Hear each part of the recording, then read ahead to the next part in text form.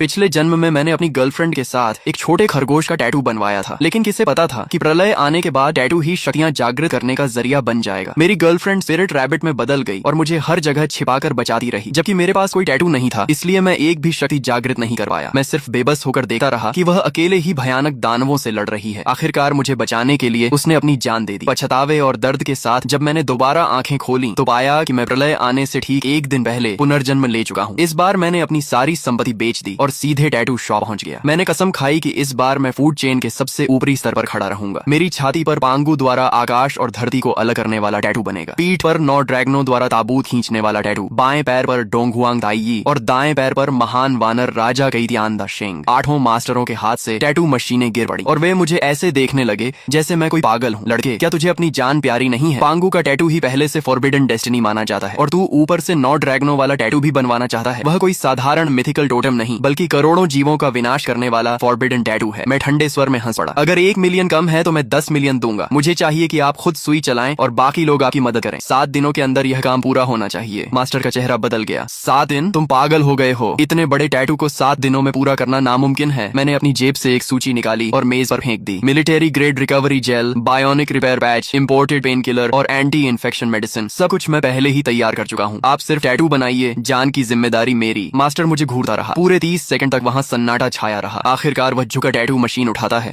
और भारी आवाज में कहता है, ठीक है, मैंने पूरी जिंदगी देवताओं के टैटू बनाए हैं, लेकिन तुम्हारे जैसा पागल कभी नहीं देखा। ये काम मैं स्वीकार करता हूँ। 3 दिन बाद जियांगजो शहर के बाहरी इलाके की गहरी पहाड़ियों में ब्लैकस्टोन नाम के एक परित्यक्त भूमिगत बेस में, यह जगह ऊपर से देखने पर शीत युद्ध के समय का एक पुराना एयर रेड शेल्टर लगती थी। बाद में इसे एक हेवी सिक्योरिटी प्रिजन में बदल दिया गया था, लेकिन मैं जानता था कि इसकी असली पहचान क्या है। यह पुराने युग का सील किया हुआ अंडरग्राउंड कमांड सेंटर था। इसकी मुख्य संरचना, एनर्जी वेल, वेंटिलेशन टनल और वाटर स्टोरेज सिस्टम आज भी मौजूद है। मैं यहाँ जंगल में नया ठिकाना बनाने नहीं आया था, बल्कि इसे दोबारा चालू करने, मजबूत बनाने और इसकी फायर पावर सिस्टम को बहाल करने आया था। इन 3 दिनों में मैं केवल एक बार ब्लैकस्टोन बेस गया। मैंने कॉन्ट्रैक्ट साइन किया, संरचना की जांच की और यह सुनिश्चित किया कि एनर्जी वेल तथा वेंटिलेशन सिस्टम अभी भी काम करने लायक है। बाकी सारे काम मैंने अपने वकीलों और कंस्ट्रक्शन टीम को सौंप दिए। मैं, जो पूरे जियांगजो में सबसे बड़ा फिजूल खर्च अमीर माना जाता था, सिर्फ इसे खरीदना नहीं चाहता था, बल्कि इसे पूरी तरह बदल देना चाहता था। मैंने बिना हिचकिचाए कॉन्ट्रैक्ट पर हस्ताक्षर किए और आदेश दिया, देश की सबसे बेहतरीन सिक्योरिटी कंस्ट्रक्शन टीम से संपर्क करो। 10 दिनों के भीतर मुझे यहाँ ऐसी प्रलयकालीन फोर्ट्रेस चाहिए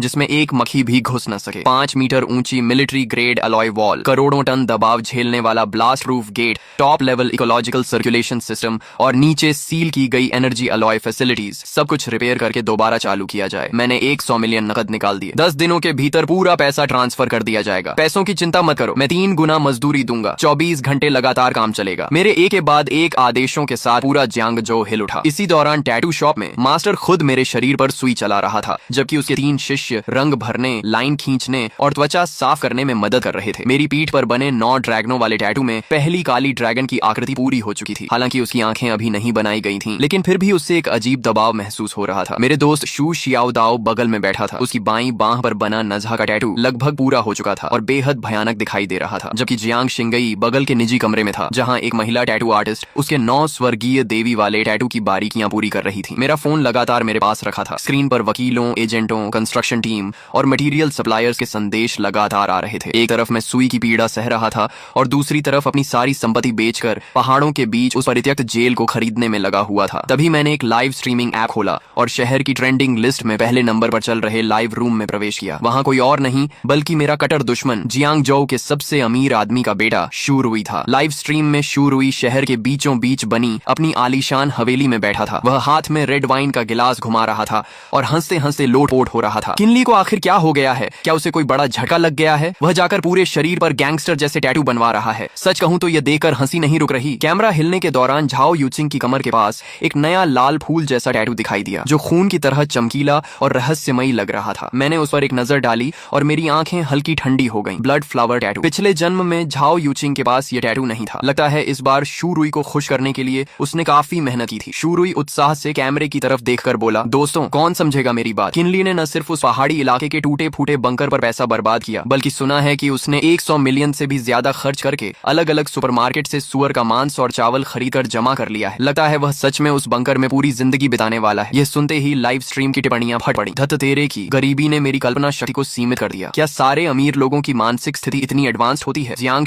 शिनई तो हमारी देवी है, वह भी उसके साथ बंकर में रहने चली गई। पुष्टि हो गई, यह आदमी पूरी तरह मानसिक रूप से असामान्य है, इसे सीधे मेंटल हॉस्पिटल भेज देना चाहिए। इंटरनेट पर फैलते मजाक और दानों को देखकर शू शियाओदाओ गुस्से से कांपने लगा। भाई लिए वह हरामखोर शू रुई, लेकिन मैं सुई के मेरी त्वचा में चुभने की पीड़ा महसूस करते हुए स्क्रीन पर शू रुई का घमंडी चेहरा देखता रहा। मेरी आंखों में कोई गुस्सा नहीं था, सिर्फ शांति थी। अभी जितना ऊंचा कूद रहा है, बाद में उतना ही बुरी तरह रोएगा। शियाओदाओ, सप्लाई ट्रकों पर नजर बनाए रखो, हमारे प्रलयकालीन किले में कोई भी गलती नहीं होनी चाहिए। मेरे पुनर्जन्म को पूरे 7 दिन बीत चुके थे। इन 7 दिनों में मैं लगभग इस भूमिगत कमरे से बाहर नहीं निकला। मास्टर गुइफू और उसके 3 शिष्य बारी बारी से काम करते रहे। दिन में लाइनें बनती, रात में रंग भरे जाते और देर रात टैटू की मरम्मत और सुधार होता। मेरी त्वचा को बचाने के लिए मैंने ब्लैक मार्केट से मिलिट्री ग्रेड रिकवरी जेल और बायोनिक रिपेयर पैच भी मंगवाए थे। हर बार जब कोई हिस्सा पूरा होता, उसे तुरंत रिकवरी जेल से सील कर दिया जाता, नहीं तो इतनी तीव्र प्रक्रिया में मेरी त्वचा बहुत पहले ही जवाब दे चुकी होती। 7वें दिन की देर रात सबसे अंदर वाले कमरे में टैटू मशीन की आवाज आखिरकार रुक गई। शू शियाओदाओ के हाथ पर बने नज्हा और एरलांग शेन के टैटू 2 दिन पहले ही पूरे हो चुके थे। जियांग शिनई का 9 हेवंस मिस्टिक मेडन टैटू भी कल पूरा हो गया था और अब मेरे शरीर पर 4 महान फॉरबिडन टोटम आखिरकार पूर्ण हो चुके थे। छाती पर पांगू द्वारा सृष्टि निर्माण, पीठ पर 9 ड्रैगनों द्वारा ताबूत खींचना, बाएं पैर पर डोंगहुआंग ताई और दाएं पैर पर महान वानर राजा। मास्टर गुइफू ने दस्ताने उतारे और मेरे शरीर पर बने चित्रों को देखकर लंबी सांस छोड़ी। पूरा हो गया। जिंदगी भर टैटू बनाए हैं, लेकिन इतना बड़ा काम कभी नहीं किया। पांगू, 9 ड्रैगन, डोंगहुआंग ताई और महान वानर राजा, सिर्फ इस एक सेट के दम पर पूरे जियांगजोउ के टैटू जगत में कोई भी मेरे गुइफू से ऊपर होने का दावा नहीं कर सका। मैं कुर्सी से उठकर आईने के सामने खड़ा हो गया। 4 फॉरबिडन टोटम मेरे सीने, पीठ और पैरों पर फैले हुए थे। हर रेखा प्राचीन, भारी और धारदार लग रही थी। खासकर पीठ पर बना 9 ड्रैगनों वाला टैटू। 9 काले ड्रैगन दोनों ओर लिपटे हुए ऊपर उठ रहे थे। उनकी चमकदार शल्कें एक दूसरे पर चढ़ी हुई थीं। 9 पूंछें पीठ के बीचों बीच मिल रही थीं और एक प्राचीन काले ताबूत को खींच रही थीं। उस ताबूत पर रहस्यमयी जंजीरें लिपटी हुई थीं। हालांकि वह सिर्फ एक टैटू था, लेकिन उसे देखते ही दिल पर एक अजीब दबाव महसूस होता था। शू शियाओदाओ मेरे चारों ओर घूमकर देखने लगा और अनायास ही निगल गया। ये बहुत खतरनाक लग रहा है। अगर मैंने इसे अपनी आंखों से बनते हुए न देखा होता तो मुझे लगता कि यह रात को खुद ही जीवित हो जाएगा। मैंने कपड़े पहनकर अपने सारे टैटू ढक लिए। अभी ये सिर्फ टैटू हैं, लेकिन जब लाल चांद उतरेगा तभी ये सच में जागेंगे। शियाओदाओ चौंक गया। लाल चांद? मैंने कोई जवाब नहीं दिया, बस फोन निकालकर समय देखा। लाल चांद के आने में अब सिर्फ 12 दिन बाकी थे। चलो ब्लैकस्टोन बेस चलते हैं। अब समय आ गया है कि हम अपने प्रलयकालीन किले का निरीक्षण करें। 2 घंटे बाद हम जियांगजोउ शहर के बाहरी पहाड़ी इलाके में स्थित ब्लैकस्टोन बेस पहुंच गए। वहां का प्रारंभिक निर्माण पूरा हो चुका था। भूमिगत वेंटिलेशन सिस्टम, ऊर्जा केंद्र और इकोलॉजिकल सर्कुलेशन सिस्टम दोबारा चालू किए जा चुके थे। अगले 12 दिनों तक मैंने लगभग आराम नहीं किया। डीजल, भारी of road vehicles, backup generators, military grade protective suits और जितनी भी सर्वाइवल सप्लाईज खरीदी जा सकती थी, मैंने सब खरीद ली। बाहर की दुनिया को लग रहा था कि मैं पागल हो गया हूँ, लेकिन सिर्फ मुझे पता था कि सभ्य दुनिया के पास अब ज्यादा समय नहीं बचा है। लाल चांद के आने से 1 दिन पहले आखिरी खेप भी ब्लैकस्टोन बेस में पहुंच गई। गोदाम के अंदर चावल, आटा, पीने का पानी, डिब्बा बंद भोजन, ताजा मांस, दवाइयां, डीजल, बैकअप जनरेटर्स और मिलिट्री ग्रेड प्रोटेक्टिव सूट पहाड़ों की तरह जमा थे। 3 मंजिला भूमिगत गोदाम लगभग पूरी तरह भर चुका था। शू शियाओदाओ दरवाजे पर खड़ा होकर आंखें फाड़े देख रहा था। भाई लिए, क्या आप यहाँ अगले जन्म तक रहने वाले हैं? जियांग शिनई भी चुपचाप सब देख रही थी। वह पहले से जानती थी कि मैंने बड़ी मात्रा में सामान जमा किया है, लेकिन जब उसने अपनी आंखों से यह विशाल भूमिगत गोदाम देखा तो उसके माथे पर भी शिकन आ गई। किन लिए? आखिर आप किस चीज से डर रहे हैं? मैंने तुरंत जवाब नहीं दिया। मैं धीरे धीरे गोदाम के बीचों बीच चला गया और अपना दाहिना हाथ उठाया। अगले ही पल एक चमक हुई। 3 मंजिला ऊंचाई तक जमा हजारों टन सामान अचानक हवा में गायब हो गया। कुछ ही सेकंड पहले तक भरा हुआ गोदाम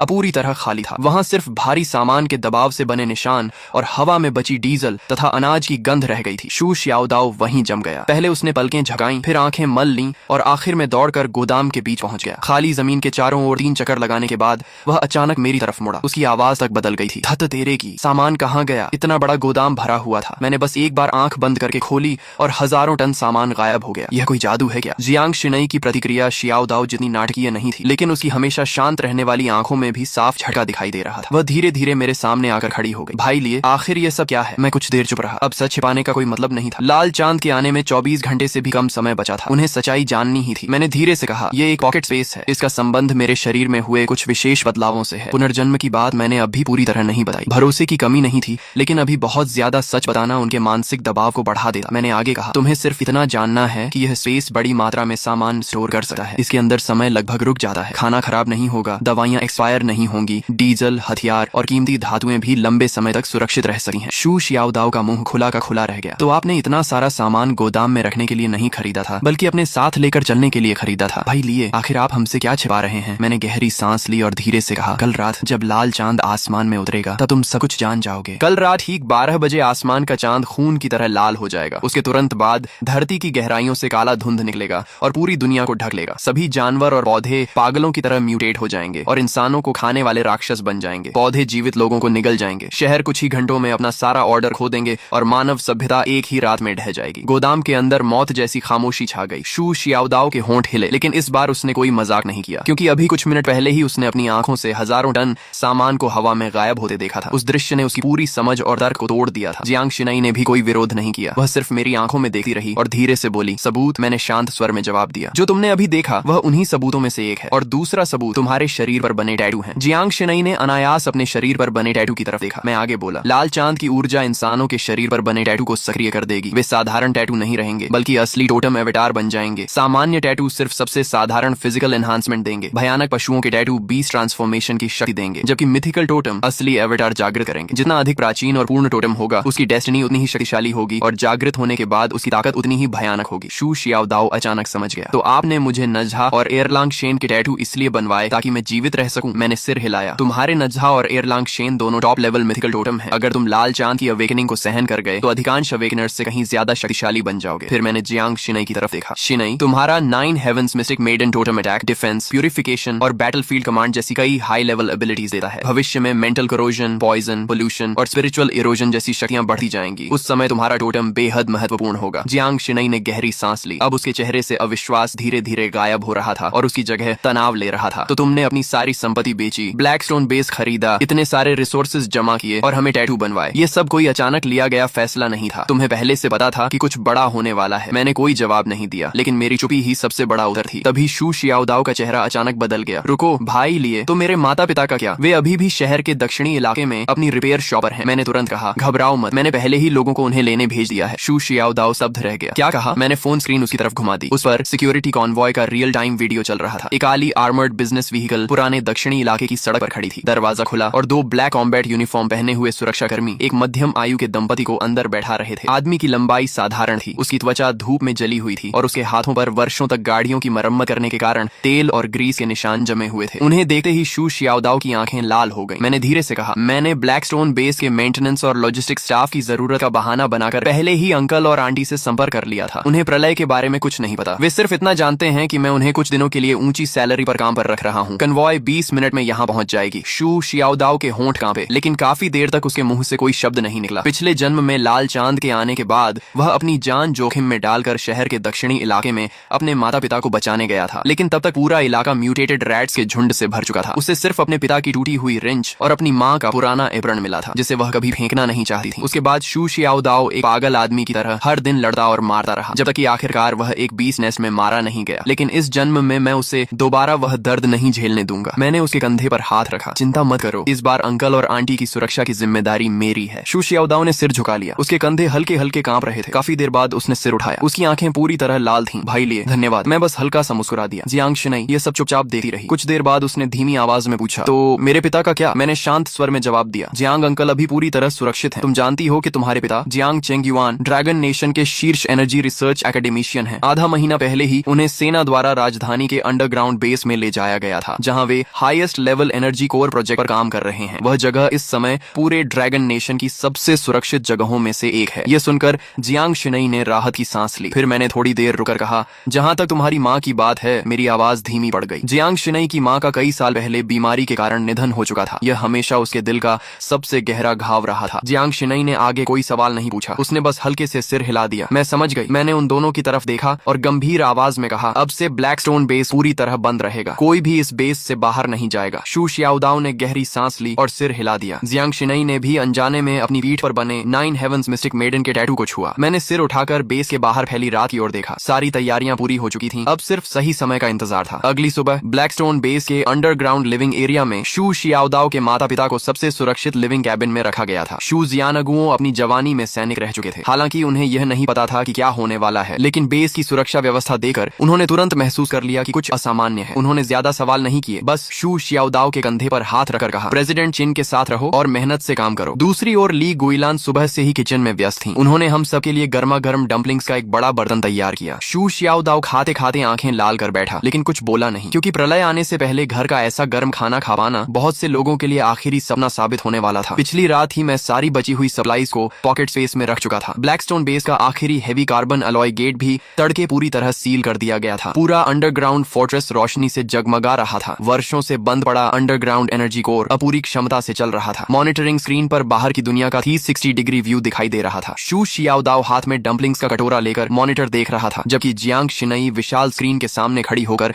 बाहरी डिफेंस सिस्टम की जांच कर रही थी। उसके शरीर पर बना 9 हेवंस मिस्टिक मेडन का टैटू पूरी तरह ठीक हो चुका था। उसकी ठंडी और शांत आभा में अब एक तेज धार जैसी शक्ति जुड़ गई थी। उसी समय मेरे फोन पर ट्रेंडिंग न्यूज का नोटिफिकेशन आया। शू रुई ने फिर से लाइव स्ट्रीम शुरू कर दी थी। स्क्रीन पर वह अब भी शहर के बीचों बीच बने अपने आलीशान विला में एक भव्य पार्टी कर रहा था। क्रिस्टल शैंडलियर्स, शैंपेन टावर, संगीत, सुंदर लड़कियां और अमीर घरानों के युवक युवतियां पूरे माहौल को अत्यंत शानदार बना रहे थे। मैंने समय देखा, लाल चांद के आने में अब 1 घंटे से भी कम समय बचा था। शू रुई ने झाओ यूचिंग को अपनी बाहों में लेकर कैमरे की तरफ देखा और हंसते हुए बोला, दोस्तों देखा आपने, वह पागल किन लिए अब तक शायद किसी पहाड़ी बंकर में छिप चुका होगा। उसने अपनी संपत्ति बेच दी, टनों मांस और चावल खरीद लिए और जियांग शिनई को भी टैटू बनवाने ले गया। क्या उसे सच में लगता है कि दुनिया खत्म होने वाली है? झाओ यूचिंग उसके सीने से लगकर हंस पड़ी। यंग मास्टर शू, सच कहूं तो मैं भी देखना चाहती हूँ कि कल किन लिए अपनी बेइज्जती कैसे संभालेगा। शू रुई ने हाथ में पकड़ा वाइन ग्लास हिलाया और भी जोर से हंस पड़ा। अगर आज रात कुछ नहीं हुआ तो कल मैं खुद लोगों को लेकर उस पहाड़ी बंकर में जाऊंगा, उसका पूरा बंकर तोड़ दूंगा और फिर उसे अपने हाथों से मेंटल हॉस्पिटल भेजूंगा। लाइव स्ट्रीम में लाखों लोग हंस रहे थे। पूरा चैट रूम मजाक और तानों से भरा हुआ था, लेकिन ब्लैकस्टोन बेस के अंदर सिर्फ एनर्जी कोर की गूंज सुनाई दे रही थी। मैंने अपनी घड़ी की ओर देखा, 23:50। लाल चांद के आने में सिर्फ 10 सेकंड बाकी थे। बाहर की दुनिया अब भी जश्न मना रही थी, जबकि हमारे बेस के भीतर सन्नाटा पसरा हुआ था। 10, 9, 8। मैंने धीरे से हाथ में पकड़ा कांटा और चम्मच नीचे रख दिया। 3, 2, 1। जैसे ही काउंटडाउन समाप्त हुआ, पूरी पृथ्वी के भीतर से आती हुई एक प्राचीन और भयावह गूंज सुनाई दी। वो पूरा ग्रह जोर से कांप उठा। लाइव स्ट्रीम में अभी तक हंस रहा शू रुई अचानक चुप हो गया, क्योंकि उसकी विला की विशाल खिड़की के बाहर दिखाई देने वाला चमकता हुआ चांद एक पल में रक्त जैसा लाल हो चुका था। वह किसी विशाल खून से भरी आंख की तरह आसमान में लटक गया था, मानो पूरी मानवता को घूर रहा हो। इसके तुरंत बाद धरती के नीचे से घना काला धुआं निकलने लगा और कुछ ही क्षणों में पूरे जियांगजो शहर को ढक लिया। थत तेरे की, यह क्या है? चांद सच में लाल हो गया। लाइव स्ट्रीम में शू रुई की चीख गूंज उठी। उसके हाथ का वाइन ग्लास जमीन पर गिरकर टूट गया, लेकिन उसे इसका एहसास तक नहीं हुआ। तभी स्क्रीन पर जाओ यूचिंग की गोद में बैठा प्योर ब्रेड पूडल अचानक एक भयानक गर्जना करने लगा। लाखों दर्शकों की आंखों के सामने उसका शरीर गुब्बारे की तरह फूलने लगा। उसके शरीर पर काले बाल उग आए, आंखें लाल हो गईं और मुंह में रेजर जैसी नुकीली दांत निकल आए। अगले ही पल वह म्यूटेटेड पूडल झाओ यूचिंग पर झपटा। उसके पंजों ने झाओ यूचिंग के कंधे को चीर दिया और उसे जमीन पर पटक दिया। कैमरा बुरी तरह हिलने लगा। चीखें पूरे लाइव स्ट्रीम में गूंज उठी। यंग मास्टर शू, मुझे बचाइए! झाओ यूचिंग का चेहरा डर से सफेद पड़ चुका था। उसने मदद के लिए शू रुई की तरफ हाथ बढ़ाया, लेकिन शू रुई पहले ही भय से कांप रहा था। दूर रहो, मेरे पास मत आओ। वह घबराकर पीछे हटा और यहाँ तक कि उसने झाओ यूचिंग का हाथ भी लात मारकर दूर कर दिया। फिर वह सीढ़ियों की ओर भाग गया। झाओ यूचिंग जमीन पर गिरी हुई थी। उसके कपड़े खून से लाल हो रहे थे और उसका पूरा शरीर कांप रहा था, लेकिन उसे जवाब में सिर्फ शू रुई की भागती हुई पीठ दिखाई दी। म्यूटेटेड पूडल फिर से उसकी तरफ बढ़ने लगा। उसकी रक्तिम आंखें उसी पर टिकी हुई थीं। लाइव स्ट्रीम की टिप्पणियां पागलों की तरह चल रही थीं। कोई उसे बचाओ। शू रुई खुद भाग गया। अभी तक तो प्यार की बातें कर रहा था, सब खत्म हो गया। झाओ यूचिंग की आंखों में बची हुई उम्मीद धीरे धीरे खत्म हो गई। उसकी जगह गहरा क्रोध और नफरत भर गई। उसी क्षण उसकी कमर पर बना blood red spider lily tattoo चमक उठा। लाल प्रकाश की लहरें उसके शरीर से निकलने लगीं। एक एक करके लाल फूलों की पंखुड़ियां हवा में प्रकट होने लगीं। उसके पीछे रक्त रंग के फूलों का विशाल समुद्र उभर आया। पूरा दृश्य सुंदर भी था और भयावह भी। उसने ठंडी आवाज में कहा, तुम भी मुझे छोड़कर चले गए? सीढ़ियों तक पहुंच चुका शू रुई ये सुनकर रुक गया। वह पलटा और अगले ही क्षण उसका चेहरा सफेद पड़ गया। झाओ यूचिंग के नीचे असंख्य स्पाइडर लिलीज खिल चुकी थीं। वे जीवित प्राणियों की तरह हिल रही थीं। फूलों की बेलें आगे बढ़ीं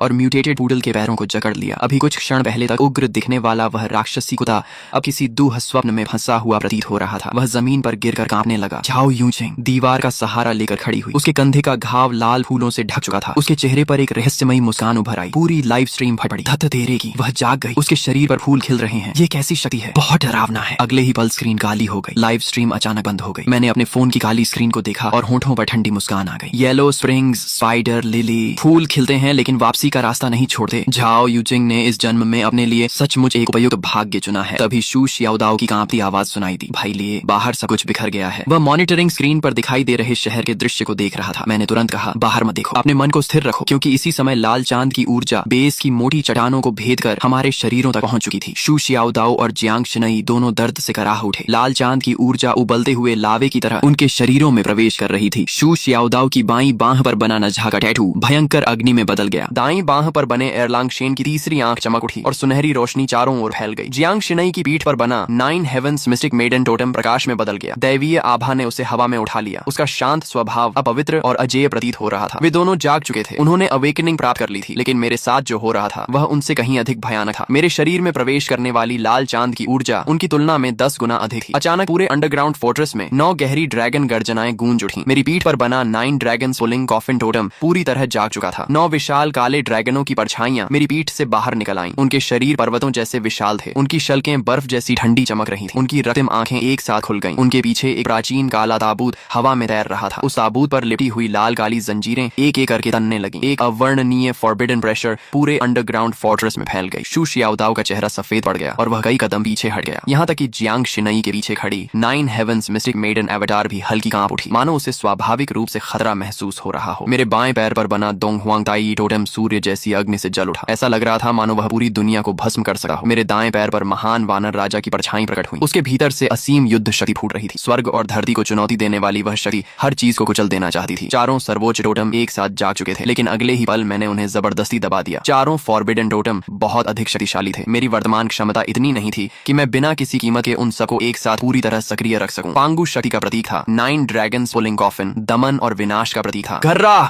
म्यूटेटेड बोर किंग ने एक भयानक दहाड़ लगाई और चारों पैरों से पूरी ताकत के साथ मेरी ओर दौड़ पड़ा। उसका विशाल शरीर किसी हैवी टैंक की तरह जमीन को रौंदता हुआ मेरी तरफ आ रहा था। भाई लिए सावधान, ये लेवल 1 पीक बीस्ट किंग है। शू शियाओदाओ अनायास मेरी मदद के लिए आगे बढ़ने लगा। पीछे हटो, मैंने ठंडी आवाज में सिर्फ 2 शब्द कहे। मैं अपनी जगह से टस से मस नहीं हुआ। न मैं पीछे हटा और न ही बचने की कोशिश की। ठीक उसी क्षण जब बोर किंग के भाले जैसे नुकीले दांत मेरी छाती को भेदने वाले थे, मैंने हरकत की। कोई जटिल टेक्निक नहीं, कोई शानदार चाल नहीं। मैंने बस अपना दाहिना हाथ उठाया और मुट्ठी बांध ली। पांगु की शक्ति, मैंने मन ही मन कहा। मेरी छाती पर बना पांगु टोटेम अचानक गहरे सुनहरे प्रकाश से चमक उठा। एक धुंधली प्राचीन दैत्याकार आकृति मेरी मुट्ठी पर इकट्ठी होने लगी। अगले ही पल मैंने मुक्का चलाया। धड़ाम! कई टन वजनी म्यूटेटेड बोर किंग चीखने तक का मौका नहीं पा सका। उसका विशाल शरीर कीचड़ की तरह जमीन पर गिर पड़ा। एक ही मुक्के में लेवल 1 पीक बीस्ट किंग का इंस्टेंट किल। उसी समय मेरी पीठ से 9 गहरी ड्रैगन गर्जनाएं सुनाई दी। 9 ड्रैगन पुलिंग कॉफिन की विशाल छाया मेरे पीछे प्रकट हो गई। 9 काले ड्रैगनों ने धीरे धीरे अपनी रक्तिम आंखें खोली और उस प्राचीन काले ताबूत को खींचते हुए आकाश में मंडराने लगे। 9 ड्रैगन सप्रेशन! मेरी आवाज गूंजी। गड़गड़ा! काले ताबूत की छाया हल्के से कांपी। अगले ही पल ऐसा दबाव फैला मानो नरक की सबसे गहरी खाई से कोई शक्ति निकल आई हो। पूरा जंगल उस भयावह दबाव में डूब गया। आसपास मौजूद निम्न स्तर के म्यूटेटेड बीस्ट्स डर के मारे जमीन पर गिर पड़े। जियांग शिनई मेरे पीछे खड़ी थी। उसकी शांत आंखों में भी आश्चर्य की झलक साफ दिखाई दे रही थी। मैंने कोई स्पष्टीकरण नहीं दिया। मैं सीधे मरे हुए म्यूटेटेड बोर किंग के पास गया और उसके सिर को काट डाला। उसके मस्तिष्क के भीतर से अंगूठे के आकार का एक लाल चमकता क्रिस्टल बाहर निकला। मैंने उसे अपनी हथेली में उठा लिया। बीस्ट कोर, प्रलय के बाद सबसे महत्वपूर्ण रिसोर्स। मेरे होंठों पर हल्की मुस्कान उभरी। प्रलय की पहली कमाई मिल गई। मैंने उस क्रिस्टल कोर को अपने पॉकेट स्पेस में रख दिया। जैसे ही कोर अंदर गया, मुझे साफ महसूस हुआ कि पॉकेट स्पेस हल्का सा कांपा। उसका विस्तार बहुत कम हुआ था, लेकिन वह सचमुच थोड़ा बड़ा हो गया था। पिछले जन्म में इंसानों ने जल्दी ही पता लगा लिया था कि बीस्ट कोर सिर्फ अवेकनर्स की शक्ति बढ़ाने के लिए ही नहीं, बल्कि स्टोरेज स्पेस को भी मजबूत करने में सक्षम है। मैंने शू शियाओदाओ और जियांग शिनई की ओर देखा। इन सभी बीस्ट के कोर निकाल लो और मांस भी बर्बाद मत करना। इवोल्यूशन के बाद उनका मांस लंबे समय तक स्टोर किया जा सकता है। समझ गया? शू शियाओदाओ तुरंत उत्साहित हो गया, लेकिन तभी दूर पहाड़ी रास्ते की दिशा से अफरा तफरी की आवाजें आने लगी। बचाओ बचाओ! हमने मुड़कर देखा। लगभग दर्जन भर आदमी बुरी हालत में जान बचाकर हमारी दिशा में भाग रहे थे। वे गिरते पड़ते ब्लैकस्टोन बेस की तरफ दौड़ रहे थे। उनके पीछे चीते जितने बड़े कई म्यूटेटेड ब्लड ब्लेड मैंटिसेस उनका पीछा कर रहे थे। मैंने आंखें सिकोड़कर ध्यान से देखा। सबसे आगे दौड़ रहा आदमी मुझे पहचान में आ गया। लियू फैटी, वही कॉन्ट्रैक्टर जिसने ब्लैकस्टोन बेस के बाहरी निर्माण का काम संभाला था। पिछले जन्म में जब मैं बर्बाद हो चुका था, इसी आदमी और उसके साथियों ने मुझे और भी मुसीबत में धकेल दिया था। उन्होंने मेरा इस्तेमाल करके खुद को बचाया था। बॉस चिन, यंग मास्टर चिन, हमें बचा लीजिए! लियू फैटी चीखते हुए मेरी तरफ दौड़ा। जल्दी हमें अंदर आने दीजिए, हम सब जियांगझोउ के ही लोग हैं। आप हमें मरने के लिए नहीं छोड़ सकते। मैं वहीं खड़ा रहा और ठंडी निगाहों से उसे देखता रहा। मरने के लिए नहीं छोड़ सकता? मेरी आंखों में बर्फ जैसी ठंडक चमक उठी। पिछले जन्म में जब तुम लोगों ने मुझे धक्का देकर मौत के मुंह में भेजा था, तब क्या तुम्हें याद था कि हम सब एक ही शहर के लोग हैं? लियू फैटी स्तब्ध रह गया। वह मेरे शब्दों का मतलब नहीं समझ सका, लेकिन मेरी आंखों में जो भाव था उसे वह अच्छी तरह पढ़ सकता था। वह किसी उद्धारकर्ता की नजर नहीं थी, वह ऐसी नजर थी जो मृत व्यक्ति को देखती है। मैंने धीरे धीरे अपना दाहिना हाथ उठाया। मेरा बंकर कचरे को अंदर नहीं आने देता, इतना कहकर मैंने उंगलियां चटकाई। अगले ही पल ब्लैकस्टोन बेस के बाहर लगी विशाल अलॉय वॉल अचानक सक्रिय हो गई। करोड़ों वोल्ट की हाई वोल्टेज इलेक्ट्रिसिटी दीवार पर दौड़ गई। सबसे आगे दौड़ रहे ब्लड ब्लेड मैंटिसेस सीधे बिजली की चपेट में आ गए। धड़ाम धड़ाम धड़ाम, कई म्यूटेटेड मैंटिसेस हवा में उछल गए और जलते हुए दूर जा गिरे। लियू फैटी का चेहरा पल भर में राख की तरह सफेद पड़ गया। लियू फैटी डर के मारे जमीन पर गिर पड़ा। यंग मास्टर चिन, मुझसे गलती हो गई, मैं सच में गलत था, लेकिन मैंने उसकी ओर दोबारा देखा तक नहीं। मैं बेगुनाहों का बेवजह कत्ल नहीं करता, लेकिन दुश्मनों को नहीं बचाता और बुरे लोगों को जरूर खत्म करता हूँ। मैं मुड़कर वापस बंकर की ओर चला गया। मेरे पीछे भारी अलॉय गेट धीरे धीरे बंद हो गया। दरवाजे के बाहर से आती चीखें और भगदड़ की आवाजें जल्द ही अंधेरे और म्यूटेटेड बीस्ट के बीच गायब हो गईं। लाल चांद के आने के तीसरे दिन बाहरी दुनिया पूरी तरह नरक बन चुकी थी। शहर के बीचों बीच हर तरफ टूटी हुई गाड़ियां और खंडहर बिखरे पड़े थे। आवारा बिल्लियां और कुत्ते बैलों जितने बड़े हो चुके थे और झुंड बनाकर सड़कों पर बचे हुए इंसानों का शिकार कर रहे थे। लेकिन इसी समय ब्लैकस्टोन बंकर के अंदर मक्खन वाले हॉट पॉट की खुशबू फैली हुई थी। शू शियाओदाओ मुंह में भरा हुआ खाना चबाते हुए बोला, भाई लिए, अगर प्रलय में रोज ऐसा खाना मिले तो मुझे कोई दिक्कत नहीं है। जियांग शिनई ने उसे घूर कर देखा। जरा बाहर जाकर देखो, फिर बोलना। शू शियाओदाओ तुरंत चुप हो गया। मैंने ठंडी बीयर का घूंट लिया और सोफे पर टिक गया। तभी अचानक तेज अलार्म बज उठा। बीप बीप बीप, चेतावनी, बाहरी सुरक्षा क्षेत्र में बड़ी संख्या में हीट सोर्सेज पाए गए हैं। मैंने तुरंत मॉनिटरिंग स्क्रीन चालू की। बंकर से लगभग 1 किलोमीटर दूर पहाड़ी रास्ते पर काले बादल की तरह लोगों की भीड़ हमारी ओर बढ़ रही थी। कम से कम 500 से 600 लोग थे। उनके हाथों में मचेटीज, स्टील पाइप्स और कई लोगों के पास ऑटोमेटिक राइफल्स थी। सबसे आगे एक गंजा भारी शरीर वाला आदमी चल रहा था, जिसके शरीर पर एक विशाल रक्तिम अजगर का टैटू लिपटा हुआ था। चिंगलोंग गैंग का सरगना लोंग वू। पिछले जन्म में यह आदमी अपने S rank blood Python totem के बल पर शुरुआती प्रलय काल में अत्याचार करता फिरता था। मुझे उम्मीद नहीं थी कि इस जन्म में वह सीधे मेरे बंकर पर नजर डाल देगा। स्क्रीन पर लोंग वू अपना विशाल चाकू कंधे पर रखे चिल्ला रहा था, अंदर छिपे कायरों, मुझे पता है कि तुमने कई जन्मों जितना राशन जमा कर रखा है। अभी दरवाजा खोलो, सारा सामान और औरतें हमें सौंप दो। अगर मेरा मूड अच्छा हुआ तो तुम्हें जिंदा छोड़ दूंगा, नहीं तो आज मैं इस पूरे बंकर को उड़ा दूंगा। शू शियाओदाओ गुस्से से खड़ा हो गया। ये हरामखोर जियांग शिनई तक पर नजर डाल रहे हैं। लेकिन मैं मुस्कुरा दिया। घबराओ मत, करोड़ों खर्च करके जो डिफेंस सिस्टम लगाया है उसे काम करने का मौका तो मिलना चाहिए। बाहर लोंग वू काफी देर तक इंतजार करता रहा। जब कोई जवाब नहीं मिला तो वह गुस्से से चिल्लाया, चेहरा दिखाने की भी हिम्मत नहीं है, रॉकेट लॉन्चर तैयार करो, इस दरवाजे को उड़ा दो। 3 रॉकेट मिसाइल्स आग की लकीर बनाते हुए बंकर के गेट से टकराई। धड़ाम धड़ाम धड़ाम, विस्फोटों की आवाज रात के आसमान में गूंज उठी। चिंगलोंग गैंग के लोग खुशी से चिल्लाने लगे, उड़ गया होगा। क्या प्रलय किला हमारे बॉस लोंग के सामने सब कबाड़ है। लेकिन जैसे ही धुआं छंटा, सबकी मुस्कान जम गई। चांदी जैसे रंग का विशाल एलॉय गेट अब भी वहीं खड़ा था। उसकी सतह पर एक खरोंच तक नहीं आई थी। लोंग वू का चेहरा बदसूरत हो गया। फिर से हमला करो। तभी दीवार के ऊपर लगे मेटल पैनल्स धीरे धीरे खुलने लगे। कड़क कड़क कड़क, छिपे हुए कंपार्टमेंट से 12 6 barrel Gatling heavy machine guns बाहर निकल आईं। उनके काले मुंह सीधे भीड़ बढ़ गए। मॉनिटरिंग रूम में बैठा मैं हाथ में वाइन ग्लास लिए शांत स्वर में बोला, एक बार चेतावनी दो। अगले ही पल बाहरी ब्रॉडकास्ट सिस्टम गूंज उठा, यह ब्लैकस्टोन बेस की निजी संपत्ति है, तुरंत यहाँ से चले जाओ, अन्यथा परिणामों के लिए स्वयं जिम्मेदार होंगे। निजी संपत्ति? लोंग वू हंस पड़ा। भाड़ में गई निजी संपत्ति, सब लोग हमला करो। मैंने अपना वाइन ग्लास मेज पर रखा। फायर। अगले ही सेकंड 12 गैटलिंग गन्स एक साथ गरज उठी। तड़ तड़ तड़ तड़ तड़, आर्मर पियर्सिंग बुलेट्स का तूफान पहाड़ी रास्ते पर टूट पड़ा। चिंगलोंग गैंग के लोग दर्जनों की संख्या में गिरने लगे। सिर्फ 30 सेकंड में पूरा इलाका चीखों से भर गया। 200 से ज्यादा गुंडे जमीन पर तड़प रहे थे। बाकी बचे लोग डर के मारे पीछे भागने लगे। मैं मॉनिटरिंग रूम में बैठा रहा। मेरे चेहरे पर कोई भाव नहीं था। प्रलय में कुछ लोग बचाए जाने के लायक नहीं होते। Cease fire. मैंने फायर कंट्रोल बंद कर दिया। बाहर 500-600 लोगों की भीड़ अब आधे से भी कम रह गई थी। लोंग वू खून से लथपथ उठ खड़ा हुआ। कमीने, मैं तुझे जिंदा नहीं छोड़ूंगा। उसका पूरा शरीर रक्तिम शल्कों से ढका हुआ था। S rank blood Python awakener होने के कारण उसकी लाइफ फोर्स और डिफेंस असाधारण थी। साधारण गोलियां उसे आसानी से नहीं मार सकती थीं। अर्थ टाइप अवेकनर्स, सुरंग खोदो, आज अंदर के लोगों को मारे बिना वापस नहीं जाएंगे। पंगोलिन टैटू वाले कई अवेकनर्स तुरंत जमीन खोदने लगे। मैंने स्क्रीन देखकर ठंडी हंसी हंसी। मरने की जल्दी है इन्हें। मैं उठ खड़ा हुआ। शियाओदाओ, शिनई, बेस संभालो, मैं बाहर का कचरा साफ करके आता हूँ। भारी अलॉय गेट धीरे धीरे खुल गया। मैं अकेला बाहर निकल आया। लोंग वू ठहाका मारकर हंसा। आखिर मौत स्वीकार करके बाहर आ ही गया। उसके इशारे पर 200 से ज्यादा बचे हुए गुंडे हथियार लेकर मेरी ओर टूट पड़े। मैं वहीं खड़ा रहा। फिर मैंने धीरे धीरे अपना बायां पैर आगे बढ़ाया। बाएं पैर पर बना डोंगहुआंग तई टोटम गहरे सुनहरे प्रकाश से चमक उठा। ऐसी गर्मी फैलने लगी मानो पूरी दुनिया पिघल जाएगी। Solar true fire. मैंने पैर जमीन पर दे मारा। धड़ाम, सुनहरी आग का समुद्र चारों ओर फैल गया। सबसे आगे दौड़ रहे दर्जनों गुंडे छूते ही हवा में उछल गए। जमीन काली पड़ गई। लोहे के हथियार पिघलकर तरल धातु बन गए। इतनी भयानक गर्मी थी कि कोई मेरे पास आने की हिम्मत नहीं कर सका। सिर्फ एक बार में 200 से ज्यादा लोग पूरी तरह टूट गए। कुछ ही सेकंड में पूरा मैदान खाली हो गया। अब वहां सिर्फ लोंग वू अकेला खड़ा था। उसके घुटने कांप रहे थे। फिर वह धड़ाम से घुटनों के बल गिर पड़ा। राक्षस, तू आखिर है क्या? मैं उसकी ओर बढ़ने लगा। हर कदम के साथ उसका मानसिक संतुलन टूटा जा रहा था। असंभव, ये किसी एफ रैंक अवेकनर की ताकत नहीं हो सकती। असंभव। अचानक उसकी आंखों में पागलपन चमक उठा। उसने अपनी जीभ काटी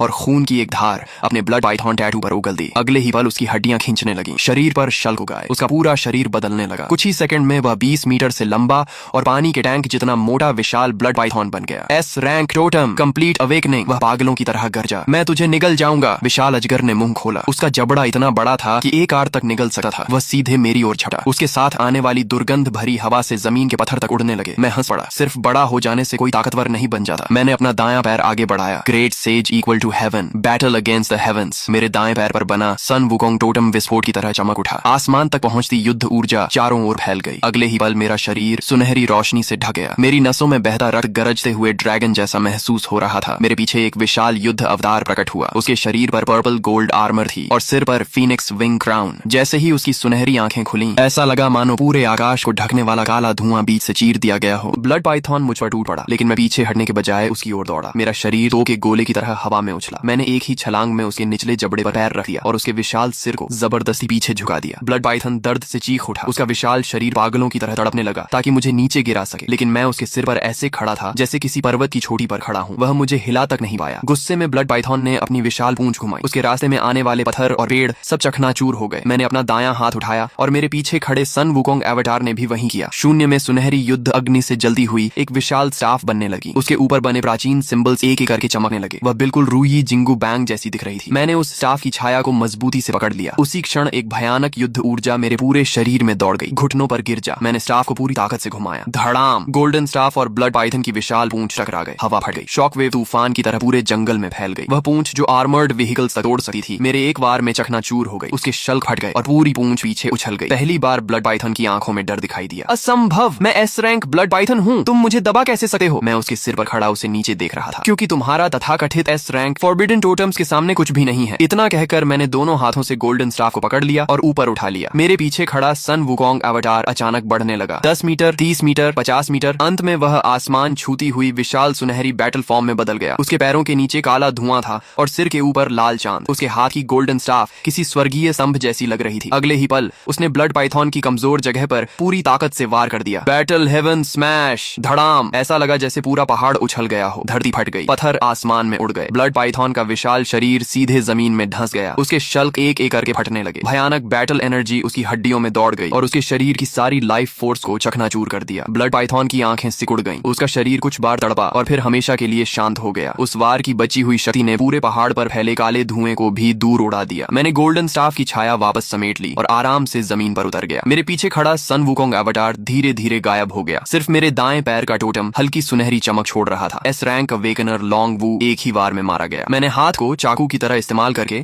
ब्लड पाइथन का सिर काटा और उसके अंदर से गहरी लाल रोशनी छोड़ता हुआ बीस्ट कोर निकाल लिया। बुरा नहीं है, एस रैंक टोटम से बना कोर किसी काम का तो है। मैंने उसे अपने पॉकेट स्पेस में रख लिया और वापस बंकर की ओर चल पड़ा। मेरे पीछे पड़े घायल और बचे हुए गुंडों में से किसी की भी हिम्मत नहीं हुई कि मेरी ओर नजर उठाकर देख सके। युद्ध खत्म होने के बाद मैंने सैकड़ों बीस्ट कोर्स इकट्ठे किए। उनमें ज्यादातर लो लेवल कोर्स थे, लेकिन संख्या बहुत ज्यादा थी। जैसे जैसे उनकी ऊर्जा पॉकेट स्पेस में समाती गई, मैं साफ महसूस कर सकता था कि स्पेस लगातार बड़ा हो रहा है। मेरे शरीर की ओरिजिन पावर भी पहले से ज्यादा मजबूत होती जा रही थी। लेकिन सबसे बड़ी खुशी मुझे किसी और चीज से मिली। मेरी पीठ पर बना 9 ड्रैगन्स पुलिंग कॉफिन टोटम पहले से ज्यादा स्पष्ट हो गया था। उस प्राचीन काले ताबूत पर बंधी 9 स्टार चेन्स में से पहली चेन हल्की सी हिलने लगी थी। मैंने आंखें बंद की और टोटम से आती जानकारी को महसूस किया। 9 ड्रैगन्स पुलिंग कॉफिन सिर्फ सप्रेशन टाइप टोटम नहीं था। इसकी असली ताकत डिवावर करने में थी। बीस्ट कोर्स को डिवावर करना, दुश्मनों के टोटम फ्रैगमेंट्स को डिवावर करना और हर उस एनर्जी को डिवावर करना जिसे शक्ति में बदला जा सके। फिर वही शक्ति मुझे वापस मिलती थी और मेरे शरीर, ओरिजिन पावर और पॉकेट स्पेस को मजबूत बनाती थी। इस एबिलिटी का नाम था कॉफिन डिवावर। लेकिन पहली चेन अभी पूरी तरह नहीं खुली थी। इसे पूरी तरह सक्रिय करने के लिए मुझे और भी हाई लेवल बीस्ट कोर चाहिए था। कम से कम level 5 beast core. Level 5 core. मैंने आंखें खोली और मुस्कुरा दिया। पिछले जन्म में रेड मून के आने के कुछ समय बाद ईस्ट सी में एक लेवल 5 सी बीस्ट दिखाई दिया था। वह लगभग पूरे जांगजो को नष्ट कर देता, लेकिन इस जन्म में उसका कोर मेरा होगा। मैं संतुष्ट होकर मुड़ा और वापस एयर रेड शेल्टर की ओर चल पड़ा। भारी दरवाजा धीरे धीरे बंद हो गया और बाहर की सारी किलिंग और केओस पूरी तरह कट गई। शू शाओदाओ उत्साह से मेरी ओर आया। उसकी आंखों में पागलपन जैसा जोश भरा था। ब्रदर लाई, आप तो हद से भी ज्यादा ओपी हैं। जांग शिनी ने एम्पायर ग्रेड गरम तौलिया बढ़ाया। उसकी खूबसूरत आंखों में चमक थी। आपने बहुत मेहनत की है। हॉट पॉट अभी भी गर्म है। मैंने हाथ पहुंचे, वापस सोफे पर बैठा और वाग्यू बीफ का एक टुकड़ा उठा लिया। इसी समय क्योटो से 500 मीटर नीचे बने हाईएस्ट मिलिट्री कमांड सेंटर में माहौल बेहद भारी था। रिपोर्ट, ईस्टर्न वॉर जोन की 3rd डिफेंस लाइन टूट गई है। 3 लेवल 4 बीस्ट ने घेरा तोड़ दिया है। रिपोर्ट, सदर्न कोस्ट पर असामान्य सुनामी दिखाई दी है। शक है कि डीप सी जायंट बीस्ट किनारे पर पहुंच गया है। रिपोर्ट, लेवल 3 और उससे ऊपर के बीस्ट पर थर्मल वेपन्स का असर तेजी से घट रहा है। हमारी अवेकनर्स आर्मी को भारी नुकसान हुआ है। एक के बाद एक एक बुरी खबरें सभी के दिलों पर हथौड़े की तरह गिर रही थीं। विशाल इलेक्ट्रॉनिक सैंड टेबल के सामने खड़े कमांडर ने दर्द से आंखें बंद कर लीं। वह ड्रैगन नेशन की सेना के सुप्रीम कमांडर लॉन्ग शुआई थे। रेड मून आए केवल 3 दिन हुए थे, लेकिन मानवता जिस मॉडर्न सिविलाइजेशन पर गर्व करती थी उसका आधे से ज्यादा हिस्सा नष्ट हो चुका था। यहाँ तक कि सेना भी उन भयानक म्यूटेटेड जायंट बीस्ट के सामने कमजोर पड़ती जा रही थी। क्या सचमुच हमारा अंत होने वाला है? तभी इंटेलिजेंस मॉनिटरिंग ऑफिसर अचानक अपनी सीट से खड़ा हो गया। सुप्रीम कमांडर, जल्दी ये देखिए, हाई एल्टीट्यूड स्टेल्थ ड्रोन अभी अभी ये फुटेज भेजकर लौटा है। विशाल स्क्रीन पर तस्वीर तेजी से बड़ी की गई। वह टाइटेनियम एलॉय की दीवारों से घिरा एक माउंटेन फोर्ट्रेस था। फोर्ट्रेस के बाहर का जंगल आग और गोलियों के निशानों से बुरी तरह बर्बाद हो चुका था। जमीन पर चिंगलोंग गैंग के गुंडों द्वारा भागते समय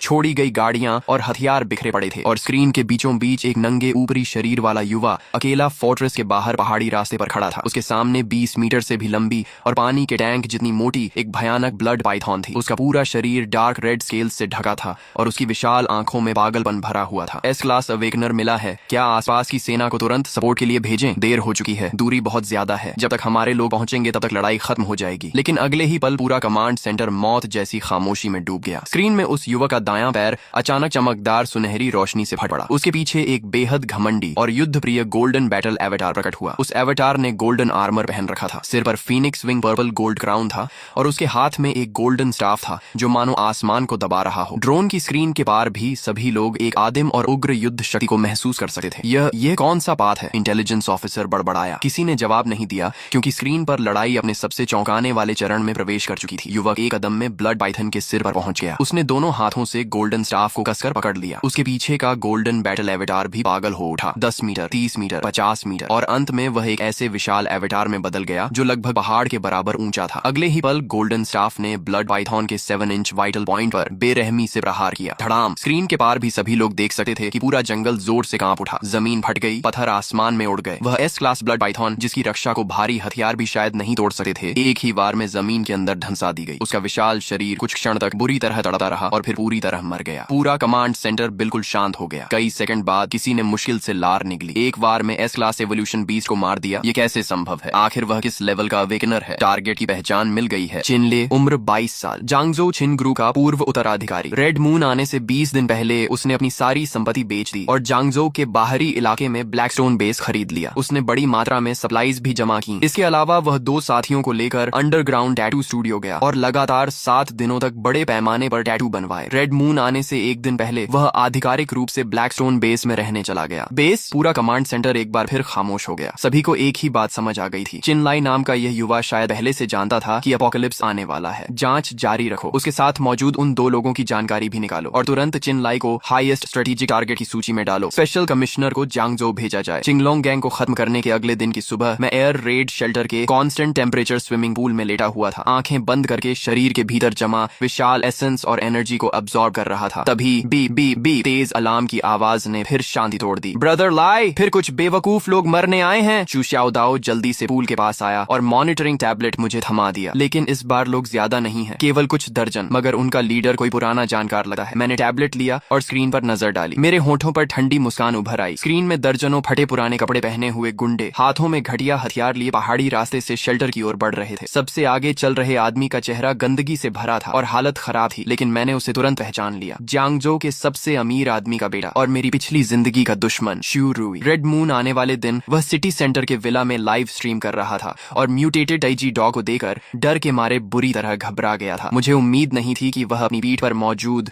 लेवल 1 3 हेडेड हेलहाउंड टैटू की ताकत से अपोकलिप्स के शुरुआती दौर में जिंदा बच जाएगा। पिछले कुछ दिनों में सिटी सेंटर पूरी तरह बीस्ट टेरिटोरी बन चुका था। उसका माउंटेन विला भी नष्ट हो गया था। दर्जनों बॉडीगार्ड्स की जान गंवाकर वह किसी तरह भागता हुआ यहाँ तक पहुंचा था। उसे अच्छी तरह पता था कि पूरे जांगजो में केवल एक जगह पूरी तरह सुरक्षित है, मेरा माउंटेन शेल्टर। इसलिए वह पागल कुत्ते की तरह यहाँ तक चला आया। चिनली, मुझे पता है कि तुम अंदर हो। शू रुई 50 मीटर दूर रुक गया और कैमरा की तरफ उंगली दिखाकर पागलों की तरह हंसने लगा। क्या तुम्हें लगता है कि इस कछुए के खोल में छिपकर सुरक्षित रह जाओगे? मैंने हेलहाउंड पावर जागृत कर ली है। अब मैं एक स्ट्रॉन्ग अवेकेंड हूँ। आज मैं तुम्हारा दरवाजा तोड़ दूंगा और तुम्हारी 5 क्लॉड गोल्डन ड्रैगन पावर छीन लूंगा। स्क्रीन में जोकर की तरह चिल्लाते शू रुई को देखकर मैं पूल से बाहर निकला और तौलिए से शरीर पहुंचने लगा। एक ए रैंक टोटम मिलते ही इतना घमंड। ब्रदर लाई, मैं जाकर इसे खत्म कर देता हूँ। नहीं, पिछली जिंदगी का हिसाब मैं खुद चुकाऊंगा। दरवाजा खोलो। क्लिक। भारी टाइटेनियम एलॉय गेट धीरे धीरे खुल गया। मैं अकेला शेल्टर से बाहर निकल आया। चिनलाई आखिर बाहर आ ही गया। बस इन कुछ बेकार लोगों को साथ लाया है और सोचता है कि मेरा सामान छीन लेगा। मैंने उसके पीछे पीछे खड़े डर से कांपते गुंडों की तरफ देखा और तिरस्कार से हंसा। तुम सबके लिए मैं अकेला ही काफी हूँ। शुरुई हंस पड़ा। छिन ली, पहले देख तो सही कि मैं किसे साथ लाया हूँ। भीड़ धीरे धीरे अलग हुई। काले धुएं के बीच एक खूबसूरत महिला आगे बढ़ी। उसने खून से सनी लाल ड्रेस पहन रखी थी। उसकी त्वचा बेहद सफेद थी और चेहरा पहले की तरह सुंदर था, लेकिन उसकी आंखों में अब एक अजीब लाल चमक थी। उसकी कमर पर blood red spider lily tattoo खिल रहा था। उसके पीछे पारदर्शी लाल पंखुड़ियां तैर रही थी। हवा में फैली खुशबू इतनी अजीब थी कि लोगों की रीढ़ तक ठंडी हो रही थी। जाओ युकिंग, वह मरी नहीं थी, सिर्फ जिंदा ही नहीं थी, बल्कि उसने एक शक्तिशाली टोटम भी जागृत कर लिया था, येलो स्प्रिंग स्पाइडर लिली। आसपास के गुंडे उसे देखते देखते सम्मोहित होने लगे। कुछ तो घुटनों पर गिर गए और उसकी ओर रेंगने लगे। जाओ युकिंग ने धीरे से हाथ उठाया। एक ब्लड रेड फ्लावर वाइन उसकी उंगलियों से निकली और एक गुंडे की गर्दन पर लिपट गई। वह आदमी विरोध करने की बजाय मोहित होकर मुस्कुराने लगा। अगले ही पल उसका चेहरा तेजी से पीला पड़ गया। उसका शरीर सूखने लगा। उसकी छाती से एक स्पाइडर लिली धीरे धीरे खिल उठी। जाओ युचिंग ने आनंद से आंखें बंद कर लीं और उसके चेहरे पर फिर से लालिमा लौट आई। छिनली, उम्मीद नहीं थी ना? मैंने भी अवेकनिंग कर ली है। शुरुई उसके पीछे खड़ा ठंडी मुस्कान के साथ बोला। छिनली, तुम खुद को बहुत महान समझते थे ना? जाओ युकिंग अब ए रैंक मेंटल अवेकेंड है। उसकी स्पाइडर लिली फ्रेग्रेंस दर्जनों अवेकनर्स को कंट्रोल कर सकती है। मैं देखना चाहता हूँ कि अपनी कभी पसंद की हुई महिला के सामने तुम हमला कर भी पाओगे या नहीं। जाओ युकिंग मुस्कुराई और धीरे धीरे मेरी ओर बढ़ी। उसके हर कदम के साथ जमीन पर ब्लड रेड स्पाइडर लिली खिल रही थी। हवा में खुशबू और गहरी होती जा रही थी। अचानक मेरे सामने की दुनिया बदल गई। मैं फिर पिछली जिंदगी में पहुंच गया। ब्लड मून आसमान में लटक रही थी। मैं खून से लथपथ खंडहरों में पड़ा था। 3 हेडेड हेल हाउंड मेरी ओर बढ़ रही थी। जाओ युकिंग मेरे पास घुटनों के बल बैठी रो रही थी। छिनली, मुझसे गलती हो गई। पिछली जिंदगी में मुझे तुम्हें छोड़ना नहीं चाहिए था। मुझे शुरुई पर भरोसा नहीं करना चाहिए था। अगर मुझे एक और मौका मिले तो मैं हमेशा तुम्हारे साथ रहूंगी। उसने हाथ बढ़ाया और मेरा चेहरा छूने की कोशिश की। उसकी आवाज दर्द और पछतावे से भरी थी। छिनली, क्या तुम मुझे माफ कर सकते हो? मैं उसे शांत भाव से देखता रहा। अगले ही पल में हंस पड़ा। जाओ युकिंग, तुम्हारा इल्यूजन बहुत नकली है। घुटनों पर बैठी जाओ युकिंग का चेहरा बदल गया। मैंने एक कदम आगे बढ़ाया। धड़ाम! मेरी पीठ के पीछे 9 ड्रैगन कॉफिन एवेटार प्रकट हो गया। 9 काले ड्रैगन शैडोज ने एक साथ अपनी लाल आंखें खोल दी। वह प्राचीन ब्लैक कॉफिन मेरे पीछे हवा में तैरने लगा। कॉफिन पर बंधी ब्लड रेड चेन्स धीरे धीरे कांपने लगी। आसमान से एक विशाल फॉरबिडन प्रेशर उतरी। आसपास के खंडहर, ब्लड मून, जाओ युकिंग और पूरा इल्यूजन शीशे की तरह टूट गया। रियलिटी वापस लौट आई। जाओ युकिंग का चेहरा एकदम सफेद पड़ गया। वह लड़खड़ा कर पीछे हटी। उसके होंठों से खून की एक पतली धारा निकली। उसके पीछे स्पाइडर लिली एवेटार कांपने लगा और उसकी पंखुड़ियां झड़ने लगी। असंभव! वह अविश्वास से मुझे घूरने लगी। मेरी येलो स्प्रिंग फ्लावर फ्रेग्रेंस इंसान के दिल की सबसे गहरी इच्छा को बाहर निकाल सकती है। तुम पर इसका कोई असर कैसे नहीं हुआ? मैंने उसकी ओर ठंडे भाव से देखा। इच्छा? तुम खुद को मेरी इच्छा बनने के लायक समझती हो? जाओ युकिंग का चेहरा पल भर में रंगहीन हो गया। यह शब्द किसी भी हमले से ज्यादा दर्दनाक है। उसने होंठ काटे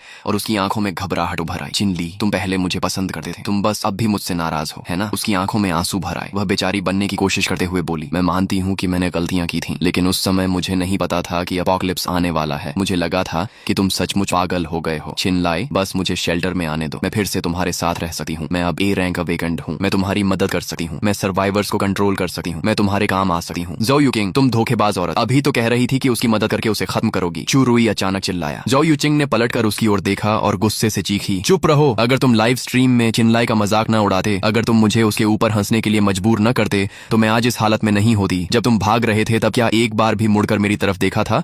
तुम्हें मुझे दोष देने का कोई हक नहीं है। शुरुई गुस्से से कांपने लगा। मैं उन दोनों को कुत्तों की तरह आपस में लड़ते देख रहा था और मुझे यह सब बेहद बोरिंग लग रहा था। पिछली जिंदगी में मैं इन्हीं 2 लोगों की वजह से मारा गया था। ये सोचकर ही हंसी आती थी। छिनली, मुझसे गलती हो गई, सच में हो गई। मुझे एक और मौका दे दो प्लीज। जाओ युकिंग ने मेरा हाथ पकड़ने के लिए हाथ बढ़ाया, लेकिन मुझे छूने से पहले ही एक अदृश्य प्रेशर ने उसे उछालकर दूर फेंक दिया। मैं ऊपर से उसकी ओर देखते हुए शांत स्वर में बोला, तुम्हें अपनी गलती पर पछतावा नहीं है। तुम्हें सिर्फ यह एहसास हुआ है कि शुरुई तुम्हारी रक्षा नहीं कर सकता और मैं उससे ज्यादा ताकतवर हूँ। जाओ युकिंग का शरीर कांप उठा। उसकी आंखों में भरे आंसू वहीं रुक गए। मैंने अपना दायां हाथ उठाया। मेरे पीछे मौजूद ब्लैक कॉफिन एवेटार धीरे धीरे थोड़ा खुला। उसके भीतर से एक काली चेन बाहर निकली और बिजली की तरह जाओ युकिंग की कमर पर मौजूद स्पाइडर लिली टोटम को जकड़ लिया। स्पाइडर लिली सच में खूबसूरत होती है, लेकिन तुमने इसे गलत जगह खिलाया है। मेरे शब्द खत्म होते ही ब्लैक कॉफिन चेन कस गई। जाओ युकिंग दर्द से चीख उठी। उसके पीछे मौजूद ब्लड रेड फ्लावर सी एक ही पल में टूटकर बिखर गई। अनगिनत स्पाइडर लिली शैडोज हवा में मुरझाने लगी। उसके शरीर के भीतर मौजूद टोटम पावर को 9 ड्रैगन कॉफिन ने जबरदस्ती सील कर दिया। उसकी लाल आंखें फिर सामान्य हो गईं। उसका पूरा शरीर जैसे अपनी सारी शक्ति खोकर जमीन पर गिर पड़ा। मेरी शक्ति चिनलाई, तुमने मेरी शक्ति सील कर दी। वह निराशा से मुझे देखती रही। मैंने ठंडे स्वर में कहा, तुम्हें मारना मेरे लिए दूसरी बार हाथ उठाने लायक भी नहीं है। शुरुई ने जाओ युकिंग को देखा, जिसकी शक्ति सील हो चुकी थी। उसकी आंखों में जरा भी दया नहीं थी, केवल नफरत थी। बेकार औरत, एक आदमी को भी अपने जाल में नहीं फंसा सकी। जाओ युकिंग अविश्वास से उसकी ओर देखने लगी। शुरुई, तुमने क्या कहा? शुरुई ने उसके पास जमीन पर जोर से लात मारी और चीख पड़ा, अगर तुम जैसी अपशकुनी औरत न होती तो मैं आज इस हालत में नहीं पहुंचता। गुस्सा। जाओ यूकिंग की आंखों में बची हुई आखिरी उम्मीद भी टूट गई। मैं ये सब देखकर केवल ऊब महसूस कर रहा था। अपोकलिप्स कभी किसी इंसान को नहीं बदलता, वह सिर्फ उसके दिल में छिपी सबसे गंदी चीजों को जल्दी बाहर निकाल देता है। मैंने धीरे से शूरुई की तरफ देखा। नाटक खत्म हो गया, अब हमारे बीच का हिसाब बाकी है। शूरुई के चेहरे से सारी अकड़ गायब हो गई, उसकी जगह अब सिर्फ डर बचा था। आखिर उसे समझ आ गया कि जिस लेवल 1 हेल हाउंड पावर पर उसे इतना घमंड था, वह मेरे सामने कुछ भी नहीं थी। नहीं, मैं ए रैंक अवेकेंड हूँ,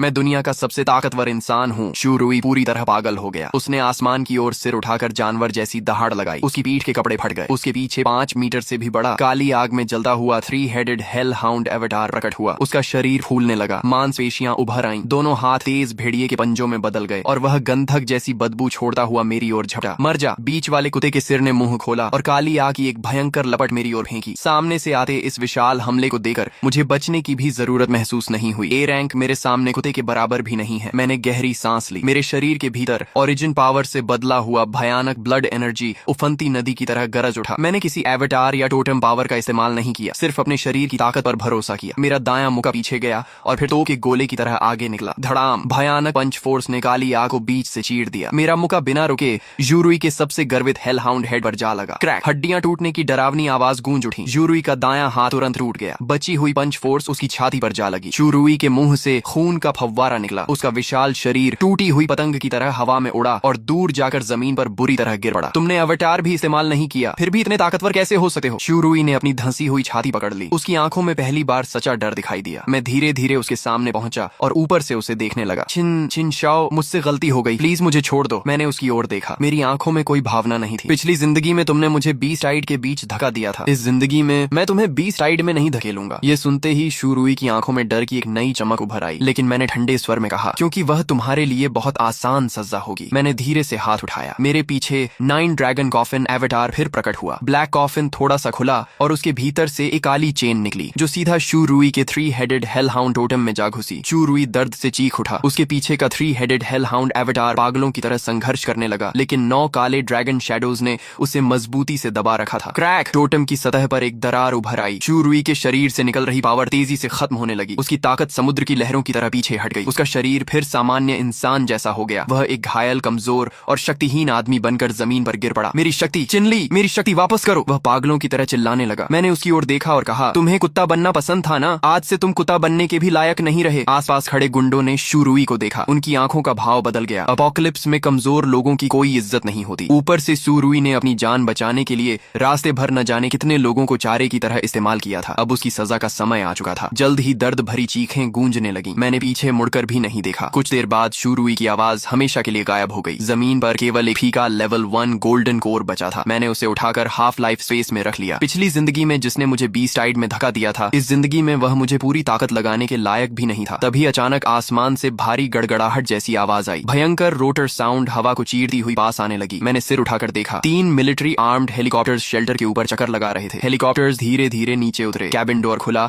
और पूरी तरह आर्म्ड स्पेशल फोर्सेस के 2 दस्ते तेजी से बाहर निकले और दोनों तरफ फैल गए। उनके पीछे एक सीनियर कमांडर कुछ गार्ड्स के साथ आगे बढ़ा। मिस्टर चिन, नमस्कार। मैं ईस्टर्न रीजन का डेप्यूटी कमांडर लेइजान हूँ। सुप्रीम कमांडर के आदेश पर आपसे मिलने आया हूँ। मैंने हल्की मुस्कान के साथ कहा। कमांडर ले, आपने मेहनत की। बाहर बीस्ट हर तरफ फैले हुए हैं। आप यहाँ तक पहुँच गए, इसका मतलब कमांड सेंटर अब भी पूरी कोशिश से व्यवस्था बनाए हुए है। लेइजान की आंखों में आश्चर्य चमका। उसे लगा था कि मेरी जैसी ताकत वाला अवेकनर शायद मिलिट्री से दूरी रखेगा, लेकिन मैं अच्छी तरह जानता था कि अपोकलिप्स में मिलिट्री ही आम लोगों की आखिरी उम्मीद होती है। अगर वे फ्रंट लाइन नहीं संभालते तो जांगजो बहुत पहले बिखर चुका होता। लेइजान ने गहरी सांस ली। मिस्टर चिन, ड्रोन फुटेज में हमने आपको एस क्लास ब्लड पाइथन को मारते देखा। आपकी ताकत कमांड सेंटर के सभी झात अवेकनर्स से कहीं ऊपर है। सुप्रीम कमांडर आपके साथ highest level war time cooperation स्थापित करना चाहते हैं। हम आपको फोर्सफुली रिक्रूट नहीं करेंगे और ब्लैकस्टोन बेस भी नहीं लेंगे। बस इतना चाहते हैं कि ड्रैगन नेशन पर बड़े संकट आने पर आप अपनी क्षमता के अनुसार मदद करें। मैंने सिर हिलाया। ठीक है। लेइजन की आंखें चमक उठी। मैंने आगे कहा, लेकिन मैं इंडिपेंडेंट एक्शन का आदी हूँ। मैं किसी रेगुलर कमांड सिस्टम का हिस्सा नहीं बन सकता। ब्लैकस्टोन बेस एक इंडिपेंडेंट कोऑपरेशन बेस रहेगा। मिलिट्री ऑर्डर बनाए रखेगी, सर्वाइवर्स को ट्रांसफर करेगी और डिफेंस लाइंस बनाएगी। मैं इंटेलिजेंस शेयर करूंगा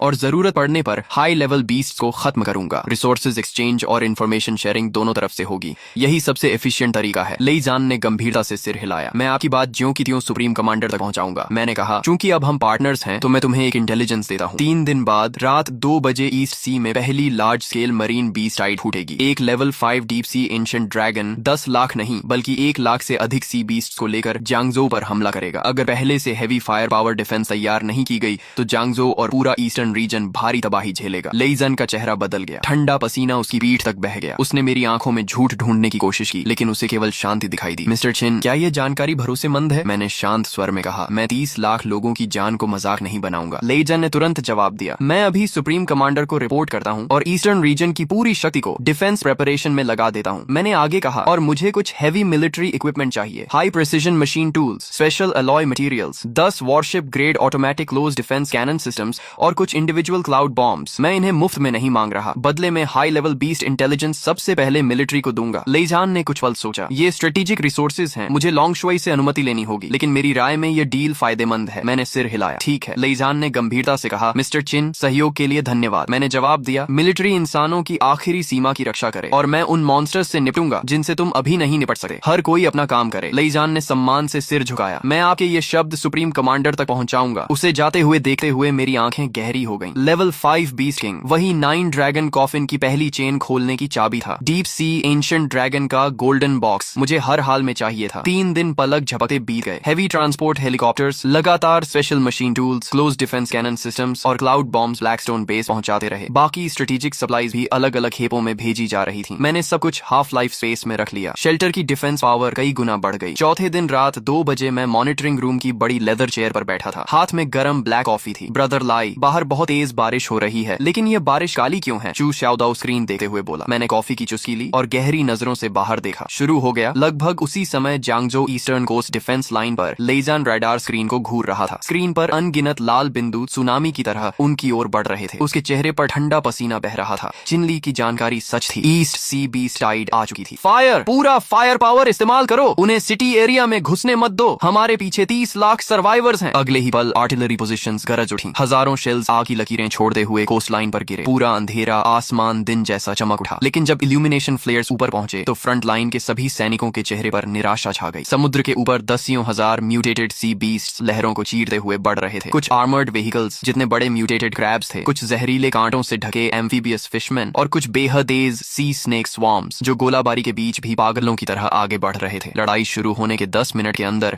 पहली डिफेंस लाइन पूरी तरह टूट गई। कमांडर ले, हम रोक नहीं पा रहे, बीस्ट की संख्या बहुत ज्यादा है, पूरी डिफेंस लाइन कोलैप्स हो रही है। लेइजान ने कमर से पिस्टल निकाली। उसकी आंखें खून जैसी लाल हो चुकी थीं। पूरी सेना को आदेश दो, आज चाहे हम सब मर जाएं, लेकिन आम लोगों की रक्षा करनी होगी। तभी जब मिलिट्री अंतिम लड़ाई की तैयारी कर रही थी, धरती अचानक भयानक तरीके से कांप उठी। एक ऐसी भयानक प्रेशर जो शब्दों में बयान नहीं की जा सकती थी, अचानक डीप सी की दिशा से पूरे क्षेत्र में फैल गई। जांगजो के अंदर खंडहरों और अंडरग्राउंड बेसमेंट्स में छिपे 30 लाख सर्वाइवर्स को एक साथ सीने में तेज दर्द महसूस हुआ। ऐसा लग रहा था जैसे कोई विशाल पहाड़ उनके दिल पर रख दिया गया हो। सांस लेना तक मुश्किल हो गया। वो क्या चीज है? लेइजान ने निराशा से सिर उठाकर दूर रात के आसमान की ओर देखा। तभी घने काले धुएं को एक विशाल बोन विंग ने चीर दिया। बादलों के बीच से 100 मीटर से भी लंबी एक भयानक बोन ड्रैगन धीरे धीरे नीचे उतरने लगी। उसका पूरा शरीर डीप सी मिस्ट से घिरा हुआ था। उसकी आंखें 2 विशाल लाल लालटेन जैसी चमक रही थीं और उनमें से मौत की ठंडी आभा निकल रही थी। Level 5 beast king, deep sea bone dragon. Apocalypse के शुरुआती दौर में लेवल 5 बीस्ट का मतलब था अजेय शक्ति, ऐसा मॉन्स्टर जो अकेले एक पूरे शहर को नष्ट कर सकता था। अचानक डीप सी बोन ड्रैगन ने आसमान हिला देने वाली दहाड़ लगाई। उसने अपना विशाल ड्रैगन माउथ खोला और एबिस जैसी गहराई से काली ड्रैगन ब्रेथ बाहर निकली। धड़ाम! काली आग ने 1000 मीटर के दायरे में मौजूद हर चीज को निगल लिया। आर्टिलरी पोजीशंस पल भर में नष्ट हो गईं। खत्म हो गया, जांगजो खत्म हो गया। निराशा की लहर पूरे शहर में फैल गई। अनगिनत लोगों ने आंखें बंद कर लीं और मौत का इंतजार करने लगे। लेकिन उसी समय ब्लैकस्टोन शेल्टर के अंदर मैं धीरे से अपनी कॉफी कप नीचे रख रहा था। स्क्रीन पर वह विशाल बोन ड्रैगन काले धुएं के बीच घमंड से उड़ रहा था। मेरी आंखों में डर नहीं था, उनमें केवल जलती हुई उत्सुकता थी। शू शाओदाओ का चेहरा बदल गया। ब्रदर लाई, आप बाहर जाने वाले हैं। वो लेवल 5 बीस्ट किंग है। जांग शिनी ने भी मेरा हाथ पकड़ लिया। इतना रिस्क लेने की जरूरत नहीं है। मैंने उसके हाथ पर हल्के से थपकी दी और मुस्कुराया। मेरे 9 ड्रैगन कॉफिन की पहली चेन खोलने के लिए अभी एक की कमी है और उस बड़ी छिपकली का गोल्डन बॉक्स मुझे पसंद आ गया है। मैं एलिवेटर की ओर मुड़ा और चलते हुए बोला, घर का ध्यान रखना और हाँ, मेरे लिए एक कप टी भी बना देना। जब तक चाय ठंडी होगी मैं वापस आ जाऊंगा। उसी समय जांगजो के ऊपर डीप सी बोन ड्रैगन लगातार ब्लैक ड्रैगन ब्रेथ बरसा रहा था और डिफेंस लाइंस को तबाह कर रहा था। लेइजान ने आंखें बंद कर ली थीं और मौत का इंतजार कर रहा था। तभी जांगजो के बाहरी पहाड़ों की दिशा से एक काली रोशनी का स्तंभ आसमान की ओर फूट पड़ा। वह ब्लैक लाइट ठंडी नहीं थी, बल्कि उसमें एक प्राचीन और राजसी औरत थी। घना काला धुआं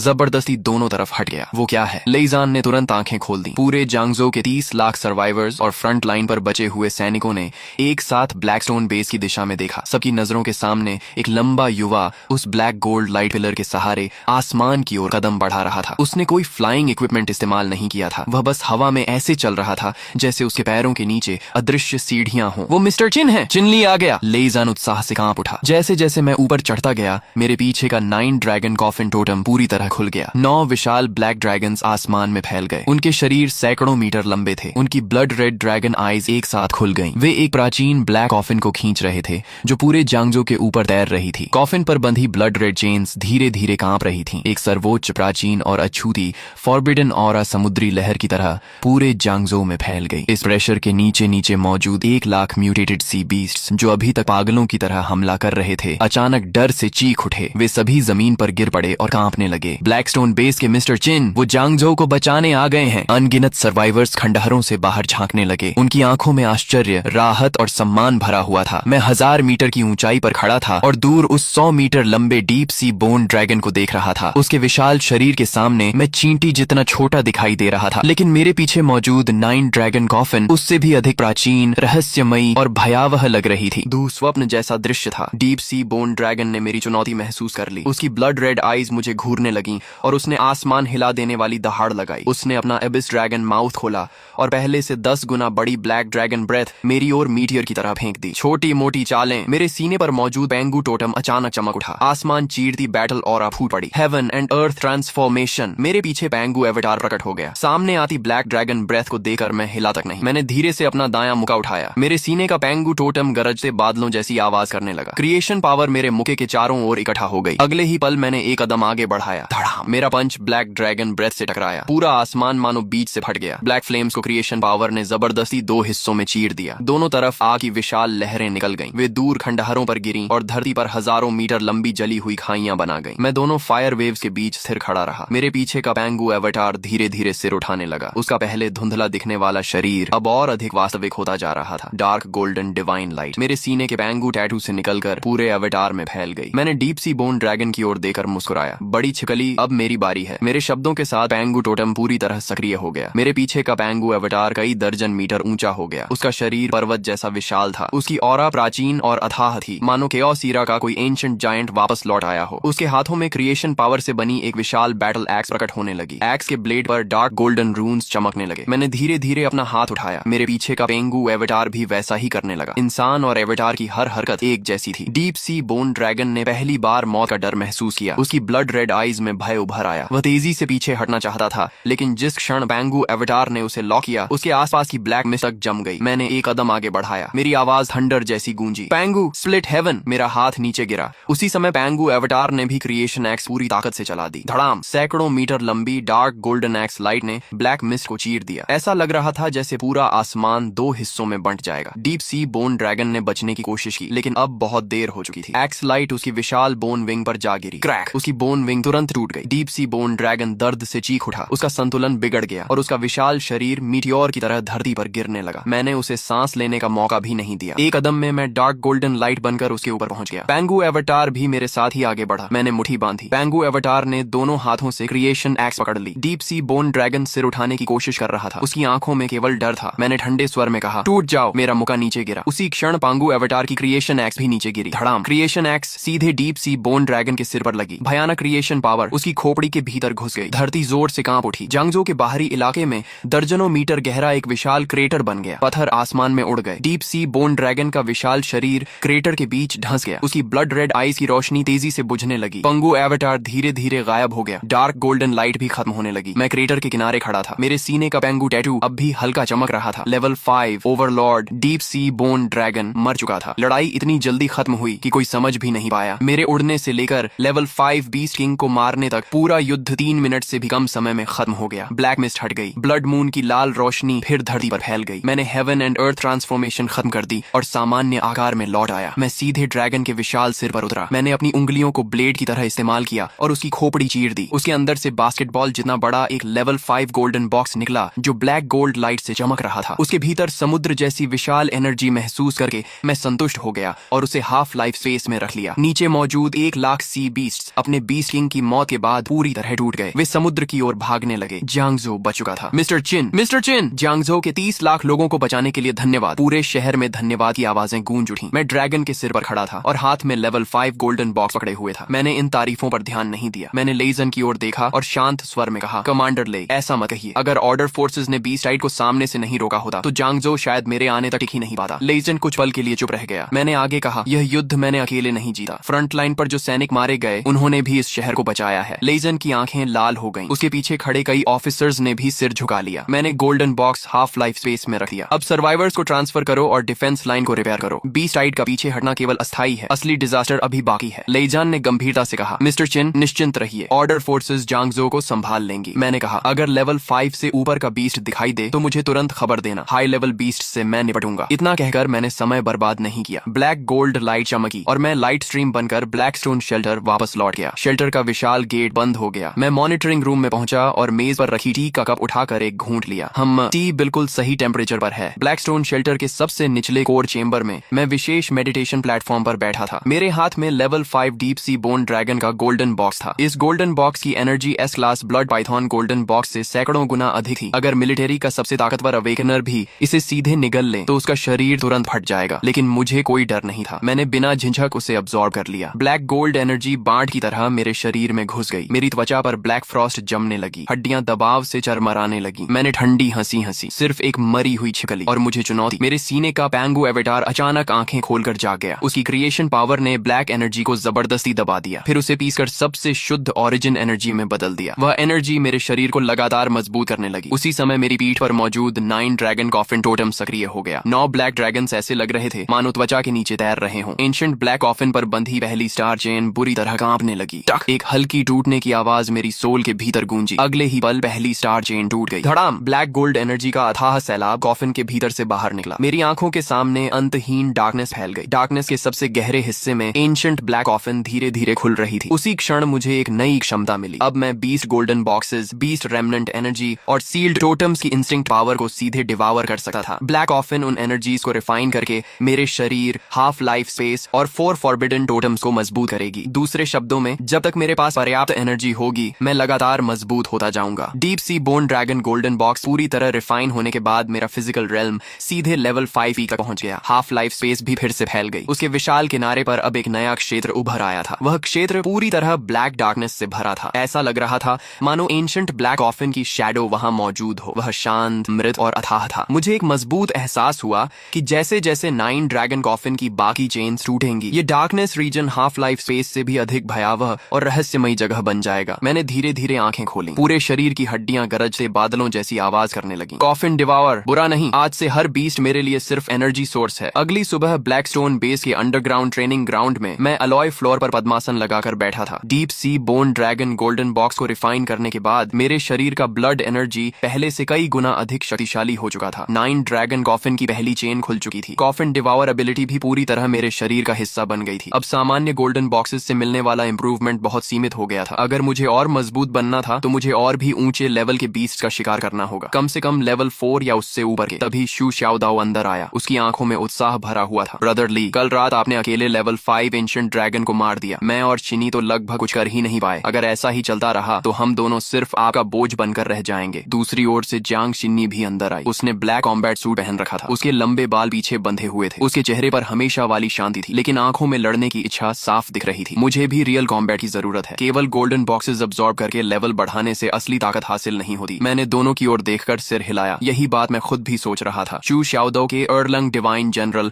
और नेजा टोटम्स दोनों टॉप टियर कॉम्बैट टोटम्स थे। जांग शिनी का 9 हेवंस मिस्टिक मेडन टोटम तो अटैक, डिफेंस, प्यूरिफिकेशन और बैटलफील्ड कमांड सभी में बेहतरीन था। दोनों की पोटेंशियल बहुत बड़ी थी, लेकिन अपोकलिप्स में पोटेंशियल और कॉम्बैट पावर एक जैसी चीज नहीं थी। असली एक्सपर्ट्स हमेशा बीस्ट कॉर्प्सेस के ढेर पर खड़े होकर बनते हैं। मैं खड़ा हो गया। तो फिर बाहर चलते हैं। शू शाओदाओ की आंखें चमक उठी। कहां? मैंने जांगजो के आसपास का मिलिट्री शेयर्ड मैप खोल दिया। स्क्रीन पर अनगिनत रेड डॉट्स शहर के खंडहरों और बाहरी जंगलों में फैले हुए थे। उनमें से साउथ जांगजो इंडस्ट्रियल पार्क का रेड मार्क सबसे ज्यादा चमक रहा था। मिलिट्री ने उसे हाई रिस्क जोन घोषित किया था। वहां लेवल 4 बीस्ट नेस्ट होने का शक था। मैंने उस लोकेशन की ओर इशारा किया। South industrial park. कल रात मरीन बीस्ट राइड के पीछे हटने के बाद एक बड़ा म्यूटेटेड बीस्ट ग्रुप वहां बस गया है। मिलिट्री ड्रोन्स ने पुष्टि की है कि वहां कम से कम 3 लेवल 4 बीस्ट्स और बड़ी संख्या में लेवल 2 और लेवल 3 बीस्ट्स मौजूद हैं। शू शाओदाओ हंस पड़ा। शानदार जगह है, मॉन्स्टर्स भी ज्यादा और एक्सपीरियंस भी ज्यादा। जांग शिन्नी ने मैप को ध्यान से देखा और शांत स्वर में बोली, south industrial park north district military camp से ज्यादा दूर नहीं है। अगर वहाँ के बीस्ट फैल गए तो सर्वाइवर्स इवैक्यूएशन रूट खतरे में पड़ जाएगी। मैंने सिर हिलाया। इसलिए यह मिशन 2 काम एक साथ करेगा, ट्रेनिंग भी और मिलिट्री की एक बड़ी प्रॉब्लम भी खत्म हो जाएगी। मैंने लेईजान को कम्युनिकेशन रिक्वेस्ट भेजी। कुछ सेकंड बाद स्क्रीन पर उसका चेहरा दिखाई दिया। वह पिछली रात की तुलना में थोड़ा रिलैक्स लग रहा था, लेकिन आंखों में थकान अब भी साफ थी। मिस्टर चिन, क्या आपको मिलिट्री सपोर्ट की जरूरत है? मैंने सीधे मुद्दे पर आते हुए कहा। साउथ जियांगजो इंडस्ट्रियल पार्क, मैं वहाँ बीस नेस्ट साफ करने जा रहा हूँ। वहाँ लेवल 4 बीस नेस्ट मौजूद है। लेईजान कुछ पल के लिए चुप रह गया, फिर उसके चेहरे पर खुशी आ गई। मिस्टर चिन, हम भी उसी एरिया के लिए रीइंफोर्समेंट रिक्वेस्ट तैयार कर रहे थे। साउथ इंडस्ट्रियल पार्क में बड़ी मात्रा में केमिकल वेयर हाउसेज हैं। अगर बीस्ट्स ने उन्हें नष्ट कर दिया तो टॉक्सिक गैस पूरे नॉर्थ डिस्ट्रिक्ट कैंप को प्रभावित कर सकती है। अगर आप कार्रवाई करते हैं तो मिलिट्री तुरंत ड्रोन रिकॉनेसेंस और एरिया ब्लॉकेड उपलब्ध कराएगी। मैंने जवाब दिया, ठीक है, आउटर पेरीमीटर तुम लोग संभालो, अंदर कोई दखल नहीं देगा। मैं शोदाओ और चीनी को कॉम्बैट ट्रेनिंग देने ले जा रहा हूँ। लेईजान ने गंभीरता से सिर हिलाया। समझ गया, मिलिट्री बाहरी घेरा बनाए रखेगी और किसी भी बीस्ट को भागने नहीं देगी। मिस्टर चिन, कृपया सावधान रहिए, मैंने हल्की मुस्कान के साथ कहा। सावधान रहने की जरूरत उन्हें है। 10 मिनट बाद ब्लैकस्टोन बेस का साइड गेट धीरे धीरे खुला। अंडरग्राउंड गैराज से एक modified black heavy of road vehicle बाहर निकली। उसकी बॉडी बुलेट प्रूफ आर्मर से ढकी हुई थी। टायर्स के बाहर अलॉय एंटी स्लिप रिम्स लगे हुए थे। रूफ पर ऑटोमेटिक मशीन गन भी लगी हुई थी। शू श्याओदाओ फ्रंट पैसेंजर सीट पर बैठा उत्साह से हाथ रगड़ रहा था। जांग शिनी बैक सीट पर बैठी थी। उसके हाथ में मिस्टिक हेवन डिवाइन सोर्ड की फैंटम इमेज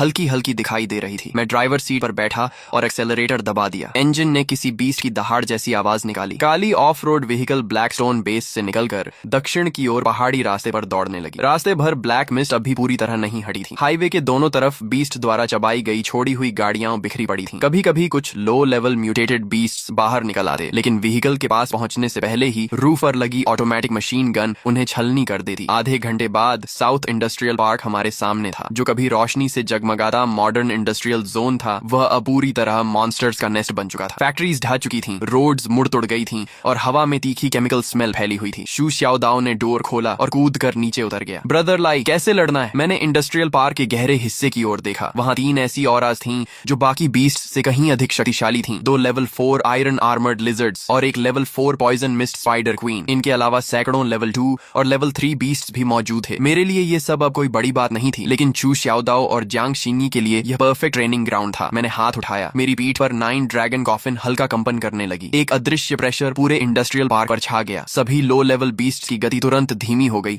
मानो उनकी पीठ पर पहाड़ रख दिया गया हो। लेकिन मैंने उन्हें सीधे नहीं मारा। मैंने प्रेशर को बस इतना रखा कि बीस्ट हॉर्ड दब जाए, लेकिन शू श्याओदाओ और जांग शिनी की लड़ाई प्रभावित न हो। मैंने दोनों की ओर देखा। मैं हाथ नहीं लगाऊंगा। लेवल 2 और लेवल 3 बीस्ट तुम दोनों खुद साफ करोगे। लेवल 4 बीस्ट को मैं सिर्फ दबा कर रखूंगा। जब तक जान का खतरा न हो मैं मदद नहीं करूंगा। शू श्याओदाओ मुस्कुराया। यही तो चाहता था। उसके बोलते ही उसकी दाहिनी बाह पर मौजूद अर्लांग डिवाइन लॉर्ड टोटम चमक उठा। उसके पीछे आर्मर पहने हुए एक डिवाइन जनरल की फैंटम इमेज उभर आई। हेवनली आई एक्टिवेट। उसके माथे पर गोल्डन लाइट चमकी और थर्ड आई की फैंटम इमेज खुल गई। उसके सामने की दुनिया अचानक बेहद स्पष्ट हो गई। दोनों आयरन आर्मर्ड लिजर्ड्स की movement pattern, scale gaps, muscle contractions और बेली वीक पॉइंट्स सब हेवनली आई में साफ दिखाई देने लगे। तुम्हारी कमजोरी मिल गई। उसने 3 पॉइंटेड डबल एज्ड ब्लेड को दोनों हाथों से पकड़ा और जमीन पर जोर से पैर मारा। थम। जमीन मकड़ी के जाले जैसी दरारों से भर गई। यू श्याओदाओ तीर की तरह आगे निकला और पहली आयरन आर्मर्ड लिजर्ड के साइड में पहुंच गया। उसकी ब्लेड ऊपर उठी। ब्लेड पर गोल्डन लाइट फूट पड़ी। Divine armour breaking slash. Blade नीचे गिरी। तीखी मेटल कलीजन की आवाज गूंज उठी। शू श्याओदाओ का चेहरा बदल गया। उसका वार स्केल गैप पर बिल्कुल सही लगा था, लेकिन डिफेंस पूरी तरह नहीं टूटी। आयरन आर्मर्ड लिजर्ड की आर्मर उससे कहीं ज्यादा मजबूत थी जितना उसने सोचा था। ब्लेड सिर्फ आधा इंच अंदर गई और फिर बोन आर्मर में फंस गई। मुश्किल। पहली आयरन आर्मर्ड लिजर्ड तुरंत घूमी। उसकी विशाल टेल तूफान जैसी आवाज के साथ घूमी। शू श्याओदाओ ब्लेड छोड़कर पीछे हटने को मजबूर हो गया। धड़ाम। टेल उसकी छाती के किनारे से टकराई। सिर्फ हल्का कांटेक्ट होने पर भी वह उड़ता हुआ पीछे जा गिरा और एक छोड़े हुए ऑयल टैंकर से टकराया। टैंकर अंदर तक धंस गया। चू श्याओदाओ का रहा। उसके होंठों के किनारे से खून निकल आया। वाह, काफी सख्त है। मैं दूर खड़ा रहा। जंग शिंगी ने स्वाभाविक रूप से मेरी ओर देखा। मैंने शांत स्वर में कहा, वह नहीं मरेगा, उसे खुद लड़ने दो। शू श्याओदाओ ऑयल टैंकर से उछलकर बाहर आया। उसने खून पोंछा। उसकी आंखों में डर नहीं बल्कि और ज्यादा उत्साह था। अच्छा है, मजा आएगा। आयरन आर्मर्ड लिजर्ड ने गुर्राहट की और टैंक जैसी स्पीड से उसकी ओर दौड़ी। दूसरी आयरन आर्मर्ड लिजर्ड भी साइड से घेरने लगी। दोनों मिलकर उसे सैंडविच करने की कोशिश कर रही थी। यू श्याओदाओ अब पहले की तरह सीधे हमला करने नहीं दौड़ा। उसके माथे की हेवनली आई और अधिक चमकने लगी। दुनिया मानो स्लो मोशन में बदल गई। आयरन आर्मर्ड लिजर्ड का हर कदम, हर स्केल मूवमेंट और हर मसल टेंशन उसकी हेवनली आई में साफ दिखाई दे रहा था। पहली आयरन आर्मर्ड लिजर्ड उसके सामने पहुंची और अपना विशाल माउथ खोल दिया। बदबूदार हवा उसके चेहरे पर लगी। यू श्याओदाओ ने शरीर पीछे झुकाया और अटैक से बाल बाल बच गया। उसी समय उसने जमीन पर पैर टिकाया और उसके जॉ के नीचे से फिसलकर बेली शैडो में घुस गया। हेवनली आई ने टारगेट लॉक कर लिया। बेली की तीसरी सॉफ्ट आर्मर प्लेट के नीचे सीधा हार्ट था। Holi demon slaying strike. चू शाओदाओ गरजा। उसके पीछे अर्लंग डिवाइन लॉर्ड एवेटार ने भी साथ में ब्लेड चलाई। 3 पॉइंटेड डबल एज्ड ब्लेड नीचे से ऊपर की ओर घुसी। छपाक। ब्लेड ने सॉफ्ट आर्मर चीर दी और सीधे बीस्ट के बेली में घुस गई। आयरन आर्मर्ड लिजर्ड दर्द से चीख उठी। उसका विशाल शरीर तड़पने लगा। चू शाओदाओ ने पूरी ताकत लगाई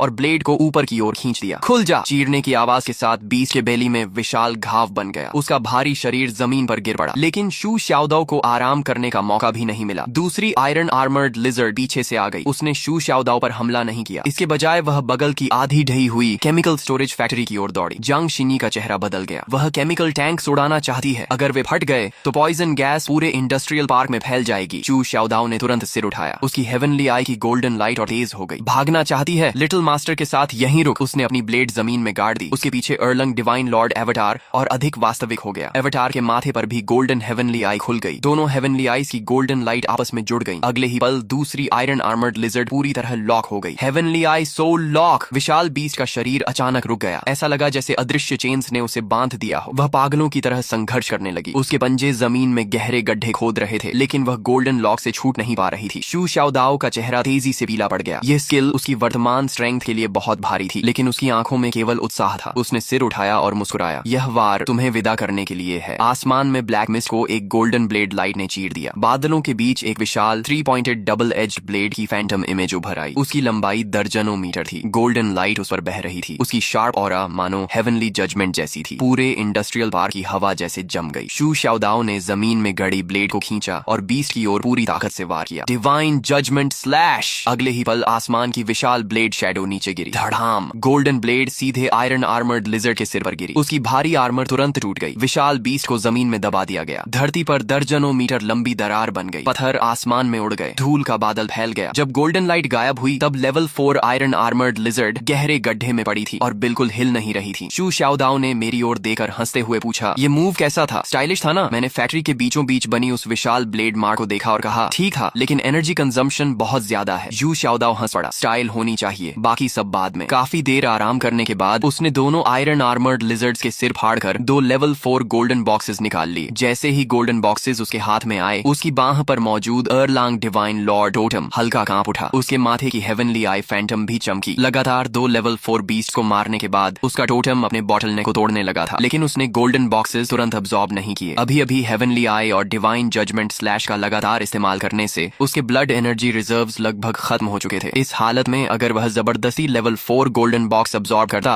तो यह ब्रेक थ्रू नहीं बल्कि मौत को बुलाना होगा। चू शाओदाओ ने दोनों लेवल 4 गोल्डन बॉक्सेस अपने बैकपैक में डाल ली और हंसते हुए बोला, ब्रदर लाई, बेस वापस जाकर अब्सॉर्ब करूंगा। मैंने सिर हिलाया। तभी इंडस्ट्रियल पार्क के गहरे हिस्से से एक तीखी चीख सुनाई दी। एक आधी ढही हुई फैक्ट्री अचानक विस्फोट के साथ टूट गई। डार्क ग्रीन पॉइजन मिस्ट समुद्री लहरों की तरह बाहर फैलने लगी। मलबे के बीच से एक विशाल पॉइजन मिस्ट स्पाइडर क्वीन धीरे धीरे बाहर निकली। उसका आकार लगभग एक ट्रक जितना था। उसकी 8 स्पाइडर लेग्स तेज भालों जैसी थीं। उसके पेट से लगातार कोरोसिव पॉइजन मिस्ट निकल रही थी। जहां जहां वह गुजरती वहां स्टील पाइप्स तक सड़ने लगी और सस जैसी आवाज करती। Level 4 poison mist spider queen. चू शाओदाओ आगे बढ़ने ही वाला था कि मैंने हाथ उठाकर उसे रोक दिया। ये वाली शिन्यी की है। चू शाओदाओ कुछ पल के लिए रुक गया। जांग शिन्यी पहले ही मिस्टिक हेवन डिवाइन सोर्ड कसकर पकड़ चुकी थी और धीरे धीरे आगे बढ़ रही थी। उसका 9 हेवंस मिस्टिक मेडन टोटम स्वाभाविक रूप से पॉइजन, ईविल ऑरा और पोल्यूशन टाइप बीस्ट्स को काउंटर करता था। पॉइजन मिस्ट स्पाइडर क्वीन उसके ब्रेक थ्रू के लिए सबसे उपयुक्त ओपोनेंट थी। जांग शिन्यी ने शांत स्वर में कहा, इसे मुझ पर छोड़ दो। पॉइजन मिस्ट स्पाइडर क्वीन की 8 ब्लड रेड आईज एक साथ उस पर टिक गईं। अगले ही पल उसके पेट में सूजन आई। धड़ाम। विशाल मात्रा में डार्क ग्रीन पॉइजन मिस्ट बाहर निकली और बाढ़ की तरह जांग शिन्यी की ओर बढ़ी। जांग शिन्यी पीछे नहीं हटी। उसकी पीठ पर 6 व्हाइट विंग्स धीरे धीरे फैल गईं। शुद्ध व्हाइट लाइट उसके शरीर से बाहर फैलने लगी। मिस्टिक मेडन प्यूरिफिकेशन डोमेन भनन। उसके चारों ओर एक सेमी ट्रांसपेरेंट व्हाइट डोमेन फैल गया। पॉइजन मिस्ट जैसे ही डोमेन से टकराई, सस की आवाज आने लगी। बड़ी मात्रा में पॉइजन मिस्ट व्हाइट स्मोक में बदल गई। लेकिन स्पाइडर क्वीन सिर्फ पॉइजन स्प्रे करने वाली बीस्ट नहीं थी। उसकी 8 स्पाइडर लेग्स अचानक जमीन में धंस गईं। अगले ही पल दर्जनों पॉइजन थ्रेड्स मलबे के बीच से निकलकर जांग शिन्यी की ओर चारों दिशाओं से बढ़े। जांग शिन्यी ने सामने के थ्रेड्स काट दिए, लेकिन और थ्रेड्स साइड और बैक से आने लगे। छप। एक थ्रेड उसकी बाह को छू गया। कॉम्बैट सूट तुरंत कट गया और उसकी स्किन पर डार्क ग्रीन निशान उभर आया। शू शाओदाओ का चेहरा बदल गया। शिन्यी! जांग शिन्यी ने पीछे मुड़कर नहीं देखा। उसने बाएं हाथ से घाव को पकड़ा। 9 हेवंस मिस्टिक मेडन टोटम चमका। सॉफ्ट व्हाइट लाइट घाव पर फैली और पॉइजन तेजी से बाहर निकल गया। मैं ठीक हूँ। उसने स्पाइडर क्वीन की ओर देखा। उसकी आंखें और शांत हो गईं। ये सिर्फ पॉइजन नहीं फैला रही, ये स्पाइडर वेब फॉर्मेशन फॉर्मेशन बना रही है। मैं दूर खड़ा हल्का सा मुस्कुराया। जांग शीनी की कॉम्बैट टैलेंट मेरी उम्मीद से भी बेहतर थी। स्पाइडर क्वीन ने फिर से चीख लगाई। पूरे फैक्ट्री रूइंस में फैले poison threads dark green light से चमकने लगे। कुछ ही मिनटों में उसने पूरे बैटलफील्ड को एक विशाल पॉइजन वेब में बदल दिया था। अगर जांग शीनी एक भी गलत कदम रखती तो वह पॉइजन थ्रेड्स में फंस जाती। जांग शीनी ने आंखें बंद कर ली। उसके पीछे 9 हेवंस मिस्टिक मेडन एवटार उभर आया। इस बार उसने सोर्ड नहीं चलाई। उसने प्यूरिफिकेशन डोमेन को सिकोड़कर केवल अपने आसपास 3 मीटर तक सीमित कर दिया। डोमेन छोटा हो गया, लेकिन प्यूरिफिकेशन पावर कई गुना बढ़ गई। उसने पहला कदम आगे बढ़ाया। उसके पैर के नीचे चमका पॉइजन थ्रेड तुरंत राख बन गया। दूसरा कदम, तीसरा कदम, जहां जहां वह चलती पॉइजन वेब में व्हाइट सेफ पाथ बनता जाता। धीरे धीरे उसका शरीर धुंधला होने लगा। वह चांदनी की किरण जैसी पॉइजन वेब के बीच से गुजर रही थी। स्पाइडर क्वीन की 8 आंखें पागलों की तरह घूम रही थीं, लेकिन वह उसकी सही पोजीशन पकड़ नहीं पा रही थी। अगले ही पल स्पाइडर क्वीन उछलकर ऊपर गई और लगभग लिक्विड फॉर्म में कॉम्प्रेस किया हुआ पॉइजन बॉल नीचे फेंक दिया। पॉइजन बॉल हवा को तकोरोड कर रही थी। जांग शीनी ने अचानक आंखें खोल दी। मिस्टिक हेवन डिवाइन सोर्ड चमक उठी। Holy light break. उसने सोर्ड चलाई। व्हाइट सोर्ड लाइट ने पॉइजन बॉल को बीच से काट दिया। पॉइजन लिक्विड उसके दोनों तरफ गिरा और जमीन में 2 बड़े गड्ढे बना दिए। लेकिन उसी समय जांग शीनी पॉइजन रेन को पार करके स्पाइडर क्वीन के नीचे पहुंच चुकी थी। उसने दोनों हाथों से सोर्ड पकड़ी। उसकी पीठ की 6 विंग्स एक साथ बंद हो गई। सारी purification power sword as per इकट्ठी हो गई। उस पल पूरी दुनिया में केवल वही व्हाइट सोर्ड लाइट दिखाई दे रही थी। 9 heavens purification slash. White sword light आसमान तक उठ गई।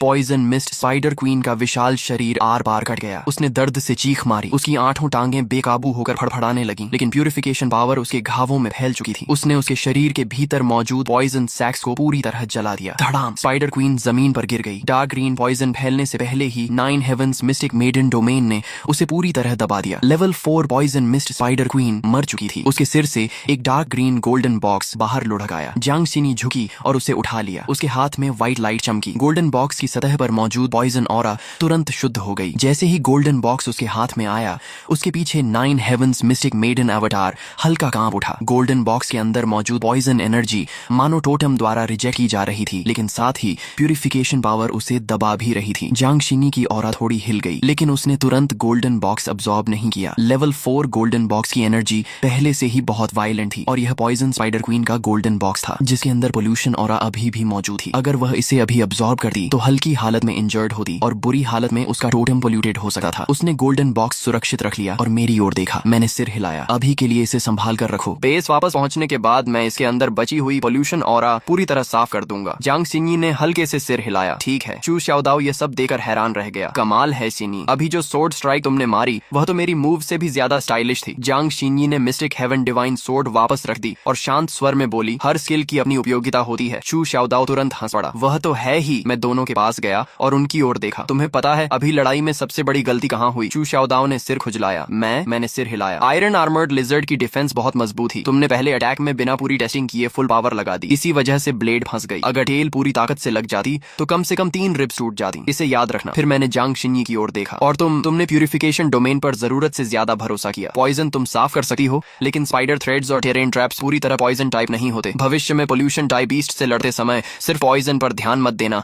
यह भी देखना कि वह बैटलफील्ड कैसे कंट्रोल कर रही है। जांग शीनी ने गंभीरता से सिर हिलाया। समझ गई। मैंने दोनों से कहा, गोल्डन बॉक्सेस संभाल कर रखो। Low level golden boxes realm को स्टेबल करने के काम आती है, लेकिन लेवल 3 और उससे ऊपर की गोल्डन बॉक्सेस, खासकर लेवल 4 गोल्डन बॉक्सेस, बैटलफील्ड पर कभी सीधे अब्सॉर्ब मत करना। यू शाओदाओ ने पूछा, क्यों? अभी तो मुझे लगा एयरलंग टोटम जलने वाली है। मैंने जवाब दिया, वह टोटम रेजोनेंस था। इसका मतलब है कि तुम्हारा बॉटल नेक ढीला पड़ चुका है। लेकिन गोल्डन बॉक्स के अंदर सिर्फ एनर्जी नहीं होती, उसके अंदर बीस्ट की वायलेंट विल और पोल्यूशन ऑरा भी होती है। लो लेवल गोल्डन बॉक्सेस में यह कम होती है, लेकिन हाई लेवल गोल्डन बॉक्सेस को बिना फिल्टर किए अब्सॉर्ब किया तो हल्के में टोटम बैकलैश होगा और गंभीर स्थिति में डेस्टिनी पोल्यूशन तक हो सकती है। जियांग शीनी ने अपने हाथ में मौजूद poison mist spider queen golden box को देखा। उसकी सतह पर मौजूद पॉइजन एनर्जी भले ही काफी हद तक प्यूरिफाई हो चुकी थी, लेकिन अंदर अब भी डार्क ग्रीन मिस्ट बह रही थी। वह तुरंत मेरी बात समझ गई। तो पहले फिल्टर करना होगा। मैंने सिर हिलाया। हाँ, बेस लौटकर मैं कॉफिन डिवावर एबिलिटी से इन्हें रिफाइन करूंगा। पोल्यूशन ऑरा और वायलेंट विल अलग कर दूंगा। सिर्फ फ्यूअर टोटम एनर्जी बचेगी। उसके बाद अब्सॉर्ब करोगे तो ब्रेक थ्रू पूरी तरह स्टेबल होगा। साउथ इंडस्ट्रियल पार्क की सारी गोल्डन बॉक्सेस इकट्ठी कर ली गई। लेवल 1 गोल्डन बॉक्सेस कई 100 थी। लेवल 3 गोल्डन बॉक्सेस 20 से ज्यादा थी। लेवल 4 गोल्डन बॉक्सेस कुल 3 थी। पॉइजन मिस्ट स्पाइडर क्वीन की गोल्डन बॉक्स जांग शीनी को मिली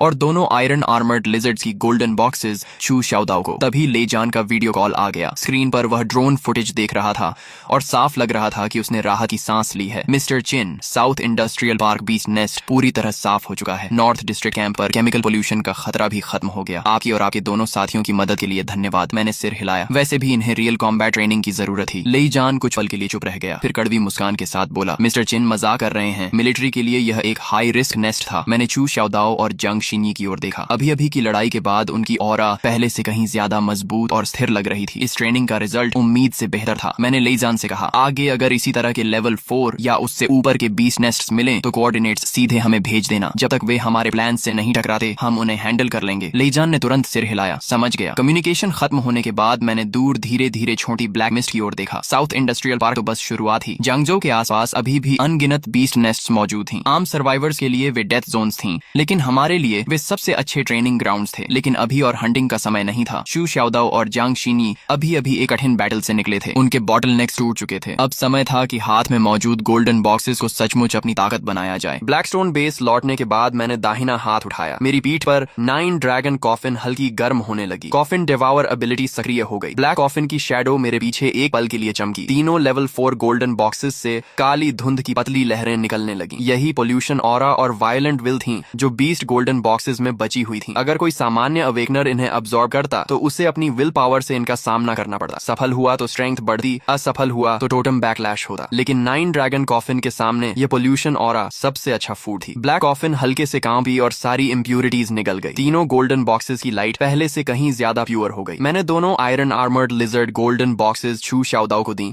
और poison mist spider queen golden box Zhang Xinyi को। चू शाओदाओ ने गोल्डन बॉक्सेस लेते हुए हंसकर कहा, थैंक्स ब्रदर लाई। जांग शिन्यी ने भी धीरे से कहा, धन्यवाद। अगले ही पल दोनों ने गोल्डन बॉक्सेस अब्सॉर्ब करना शुरू कर दिया। चू शाओदाओ में सबसे पहले बदलाव आया। उसकी दाहिनी बांह पर एर्लांग डिवाइन लॉर्ड टोटम जीवित होती हुई प्रतीत हुई। उसके माथे के बीच में एक पतली दरार खुली। उसके भीतर से गोल्डन डिस्ट्रक्शन लाइट छोड़ती हेवनली आई की शैडो धीरे धीरे खुलने लगी। उसके पीछे खड़ा आर्मर पहने एर्लंग डिवाइन लॉर्ड एवटार पहले से कहीं अधिक वास्तविक हो गया। दूसरी ओर जैंग शिन्यी का परिवर्तन और भी अद्भुत था। Poison mist spider queen golden box की energy 9 heavens mystic maiden totem द्वारा धीरे धीरे प्यूरिफाई होकर अब्सॉर्ब की जा रही थी। डार्क ग्रीन एनर्जी उसके शरीर में प्रवेश करते ही प्योर व्हाइट मिस्टिक लाइट में बदल रही थी। उसके पीछे 9 हेवंस मिस्टिक मेडन टोटम 6 विशाल व्हाइट एनर्जी विंग्स में बदल गया। उसके हाथ में एक नई मिस्टिक हेवन डिवाइन सोर्ड बनने लगी जो ठंडी डिवाइन ऑरा छोड़ रही थी। आधे घंटे बाद दोनों की ऑरा एक साथ उफान मारने लगी। शू शाओदाओ ने सबसे पहले आंखें खोली। उसकी स्ट्रेंथ लेवल 4 अर्ली स्टेज से लेवल 4 मिड स्टेज, फिर लेवल 4 लेट स्टेज तक पहुंची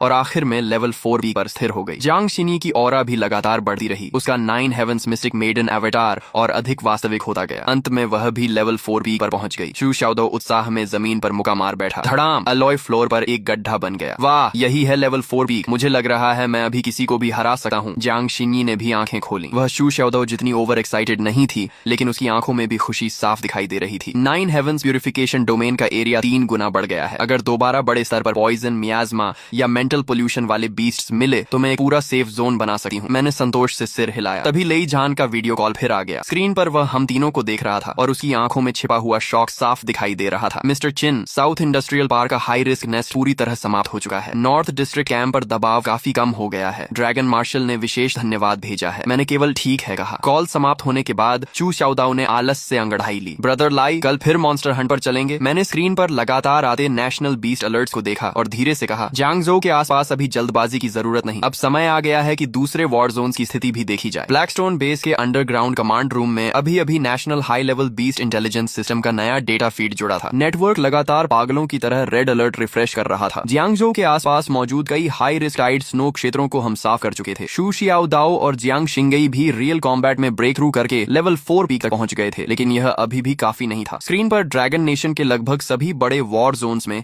इमरजेंसी की स्थिति थी। Beijing, north west, southern coast, हर जगह नए रेड अलर्ट दिखाई दे रहे थे। उनमें सबसे ज्यादा चुभने वाला साउथ वेस्ट माउंटेन रेंज के ऊपर मौजूद वह एबनॉर्मल थंडर क्लाउड था। शू शाओदाओ मुंह में आधी बीफ जर्की दबाए देख रहा था और उसकी स्कैल्प तक सुन्न हो गई। लाई गे, ये तो हद से ज्यादा है। जियांगजो अभी संभला ही था और बाकी जगह फिर से फट गई। जियांग शिंगई विशाल स्क्रीन के सामने खड़ा था। उसकी नजर साउथ वेस्ट रीजन पर टिकी थी। वहां एक चमकता हुआ रेड डॉट लगातार हाई फ्रीक्वेंसी पर ब्लिंक कर रहा था। हर बार उसके ब्लिंक करने पर आसपास मिलिट्री डिफेंस लाइन को दर्शाने वाले ब्लू मार्कर्स थोड़े और फीके पड़ जाते। उसकी आवाज गई। स्क्रीन पर उसका चेहरा बेहद थका हुआ था। कॉम्बैट यूनिफॉर्म पर गन पाउडर और कीचड़ के निशान लगे हुए थे। Mister Chin, south west war zone emergency support की रिक्वेस्ट करता है। लेई जान ने तेजी से फ्रंटलाइन फुटेज खोल दी। अगले ही पल विशाल स्क्रीन साउथ वेस्ट बैटलफील्ड के रियल टाइम दृश्य में बदल गई। वह पहाड़ों के सहारे बसा एक माउंटेन सिटी था। भारी थंडर क्लाउड पूरे शहर के ऊपर दबाव बनाकर छाए हुए थे। मूसलाधार बारिश हो रही थी, लेकिन वह साधारण बारिश नहीं थी। बारिश में ब्लैक फॉग, पोल्यूशन और ब्लू पर्पल इलेक्ट्रिक आर्क्स मिले हुए थे। वे आर्मर्ड व्हीकल्स पर गिरकर कान फाड़ देने वाली आवाज निकाल रहे थे। सड़कों पर जमा पानी अब एक विशाल कंडक्टिव नेटवर्क बन चुका था। टैंकों के अवशेष सड़क किनारे पड़े थे। अनगिनत सैनिक थंडर पॉइजन एक्सपोजर का खतरा उठाकर सर्वाइवर्स को नॉर्थ टनल की ओर इवैक्यूएट कर रहे थे। कैमरा हिला तो एक युवा सैनिक बेहोश छोटी लड़की को गोद में लिए इवैक्यूएशन व्हीकल की ओर पूरी ताकत से दौड़ता दिखाई दिया। लड़की का चेहरा सफेद पड़ चुका था। वह अपनी बाहों में बारिश से सड़ चुकी आधी गुड़िया को कसकर पकड़ी थी। जल्दी, पहले बच्चे को गाड़ी में चढ़ाओ। युवा सैनिक ने लड़की को वाहन के अंदर पहुंचाया ही था कि उसके पैरों के नीचे का पानी अचानक ब्लू पर्पल इलेक्ट्रिक आर्क से चमक उठा। सावधान! पास खड़ा एक बुजुर्ग सैनिक रोते हुए उसकी ओर झपटा और उसे जोर से वाहन के दरवाजे की तरफ धक्का दे दिया। अगले ही पल बिजली फट पड़ी। बुजुर्ग सैनिक पूरी तरह थंडर लाइट से उछल गया और जोर से खंडहर में जा गिरा। उसकी प्रोटेक्टिव सूट से सफेद धुआं निकल रहा था,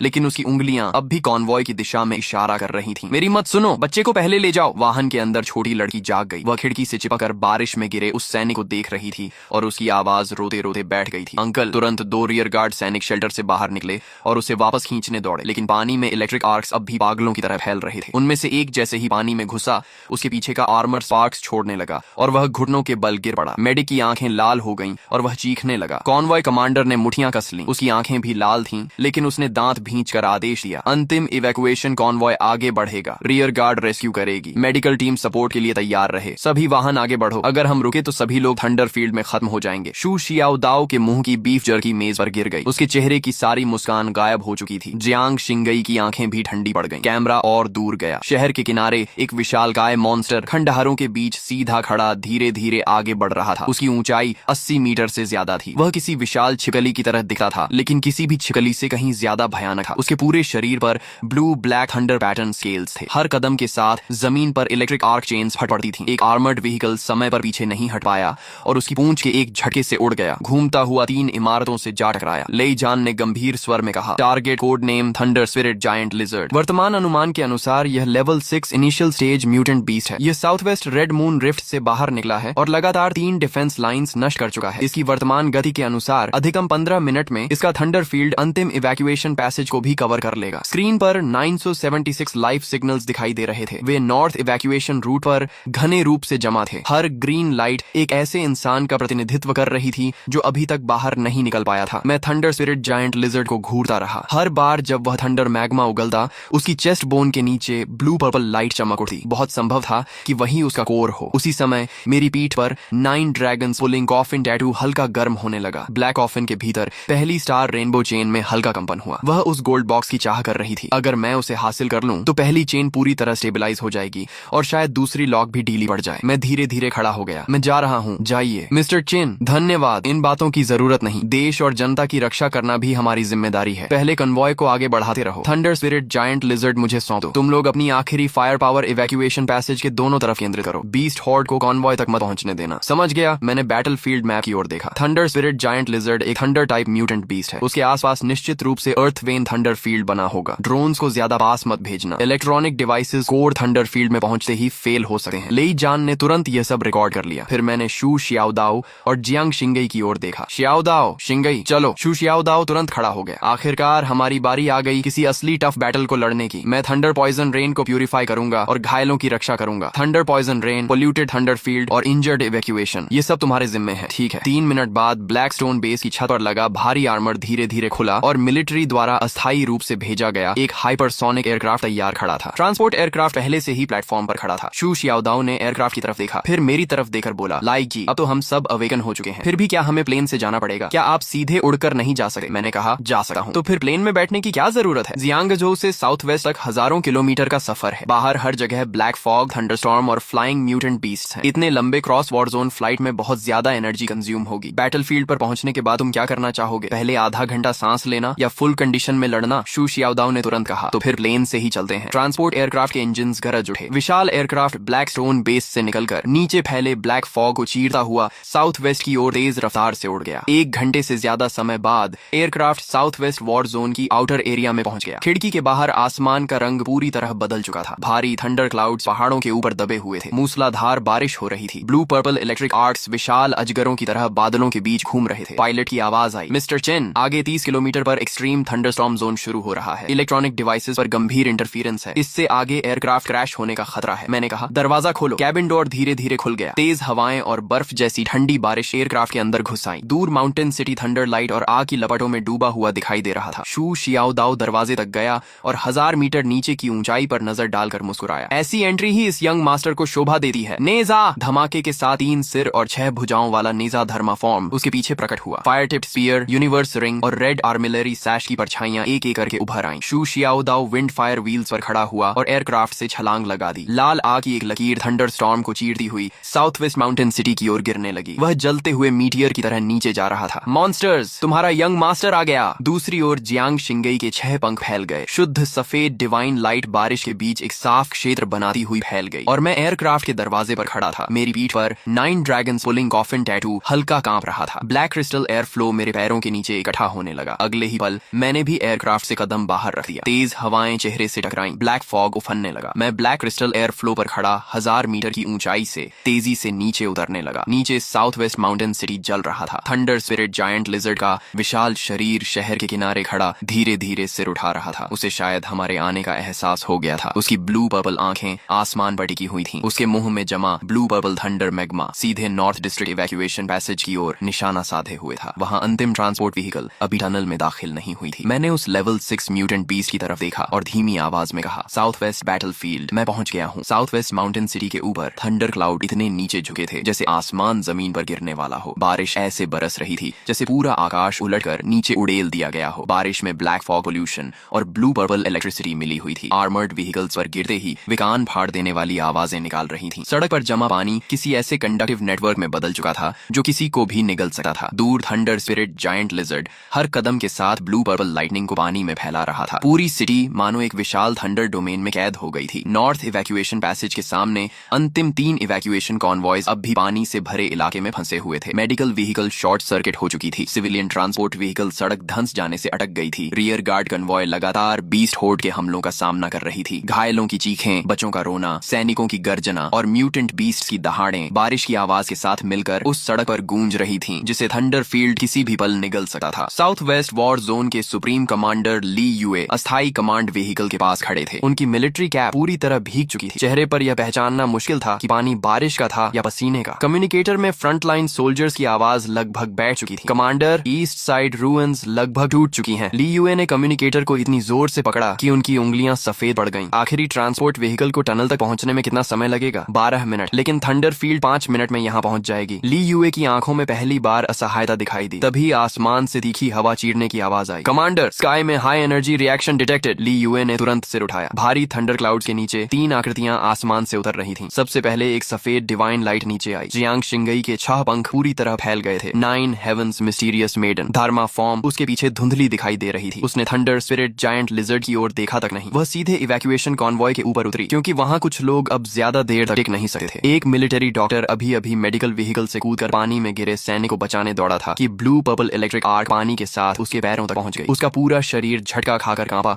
और वह घुटनों के बल पानी में गिर पड़ा। वाहन के अंदर से डरे हुए बच्चों की आवाज आई, डॉक्टर अंकल! थंडर फील्ड के प्रभाव से म्यूटेंट बीस्ट पूरी तरह पागल हो चुके थे। वे लगातार इवैक्यूएशन लाइन पर टूट पड़े। शू शियाओदाओ की फायर लाइन बीस्ट हॉर्ड के दबाव में 1 मीटर, 2 मीटर, 3 मीटर पीछे खिसक गई। तभी एक लेवल 4 थंडर आर्मर बीस्ट आग को चीरता हुआ उसकी ओर दौड़ा और जोरदार टक्कर मार दी। शू शियाओदाओ कई मीटर पीछे फिसल गया। उसके पीछे सिविलियन ट्रांसपोर्ट व्हीकल खड़ी थी। वाहन के अंदर से बच्चों के रोने और बुजुर्गों की दबाई हुई खांसी की आवाजें आ रही थीं। उसने नीचे देखा। दोनों हाथ टक्कर से सुन्न हो चुके थे। अगले ही पल उसने फायर टिप स्पीयर को पूरी ताकत से जमीन में गाड़ दिया। लाल आग भाले के चारों ओर विस्फोट की तरह फैल गई। आगे बढ़ना चाहते हो? पहले इस यंग मास्टर के भाले से पूछो। नेजा धर्मा फॉर्म फिर से पूरी तरह प्रकट हो गया। 3 सिर और 6 भुजाएं इवैक्यूएशन पैसेज के सामने दीवार बनकर खड़ी हो गईं। लाल फायर लाइन दोबारा जल उठी और बीस्ट हॉर्ड को जबरदस्ती 30 मीटर दूर रोक दिया। ली यूए तुरंत संभल गए और जोर से चिल्लाए, सभी सपोर्ट टीम्स सिविलियन स्टाफ की सहायता करें। आउटर डिफेंस लाइन को स्थिर रखो। सभी लोगों को सेफ जोन में पहुंचाओ। कन्वॉय आगे बढ़ती रहे। जो इवैक्यूएशन पैसेज कुछ समय पहले टूटने की कगार पर थी उसे जियांग शिंगई और शू शियाओदाओ ने जबरदस्ती स्थिर कर दिया। शू शियाओदाओ के पीछे नेजा धर्मा फॉर्म पूरी तरह उभर आया। Fire tip spear, universe ring और रेड आर्मिलरी सैश की 3 विशाल परछाइयां उसकी 6 भुजाओं के बीच घूम रही थीं। उसने पीछे मुड़कर कन्वॉय की ओर देखा। एक छोटी लड़की भीगे हुए कपड़े की गुड़िया को सीने से लगाए खिड़की के पीछे खड़ी थी। उसकी आंखों से लगातार लगातार आंसू बह रहे थे। शू शियाओदाओ के चेहरे की मुस्कान एक पल के लिए गायब हुई।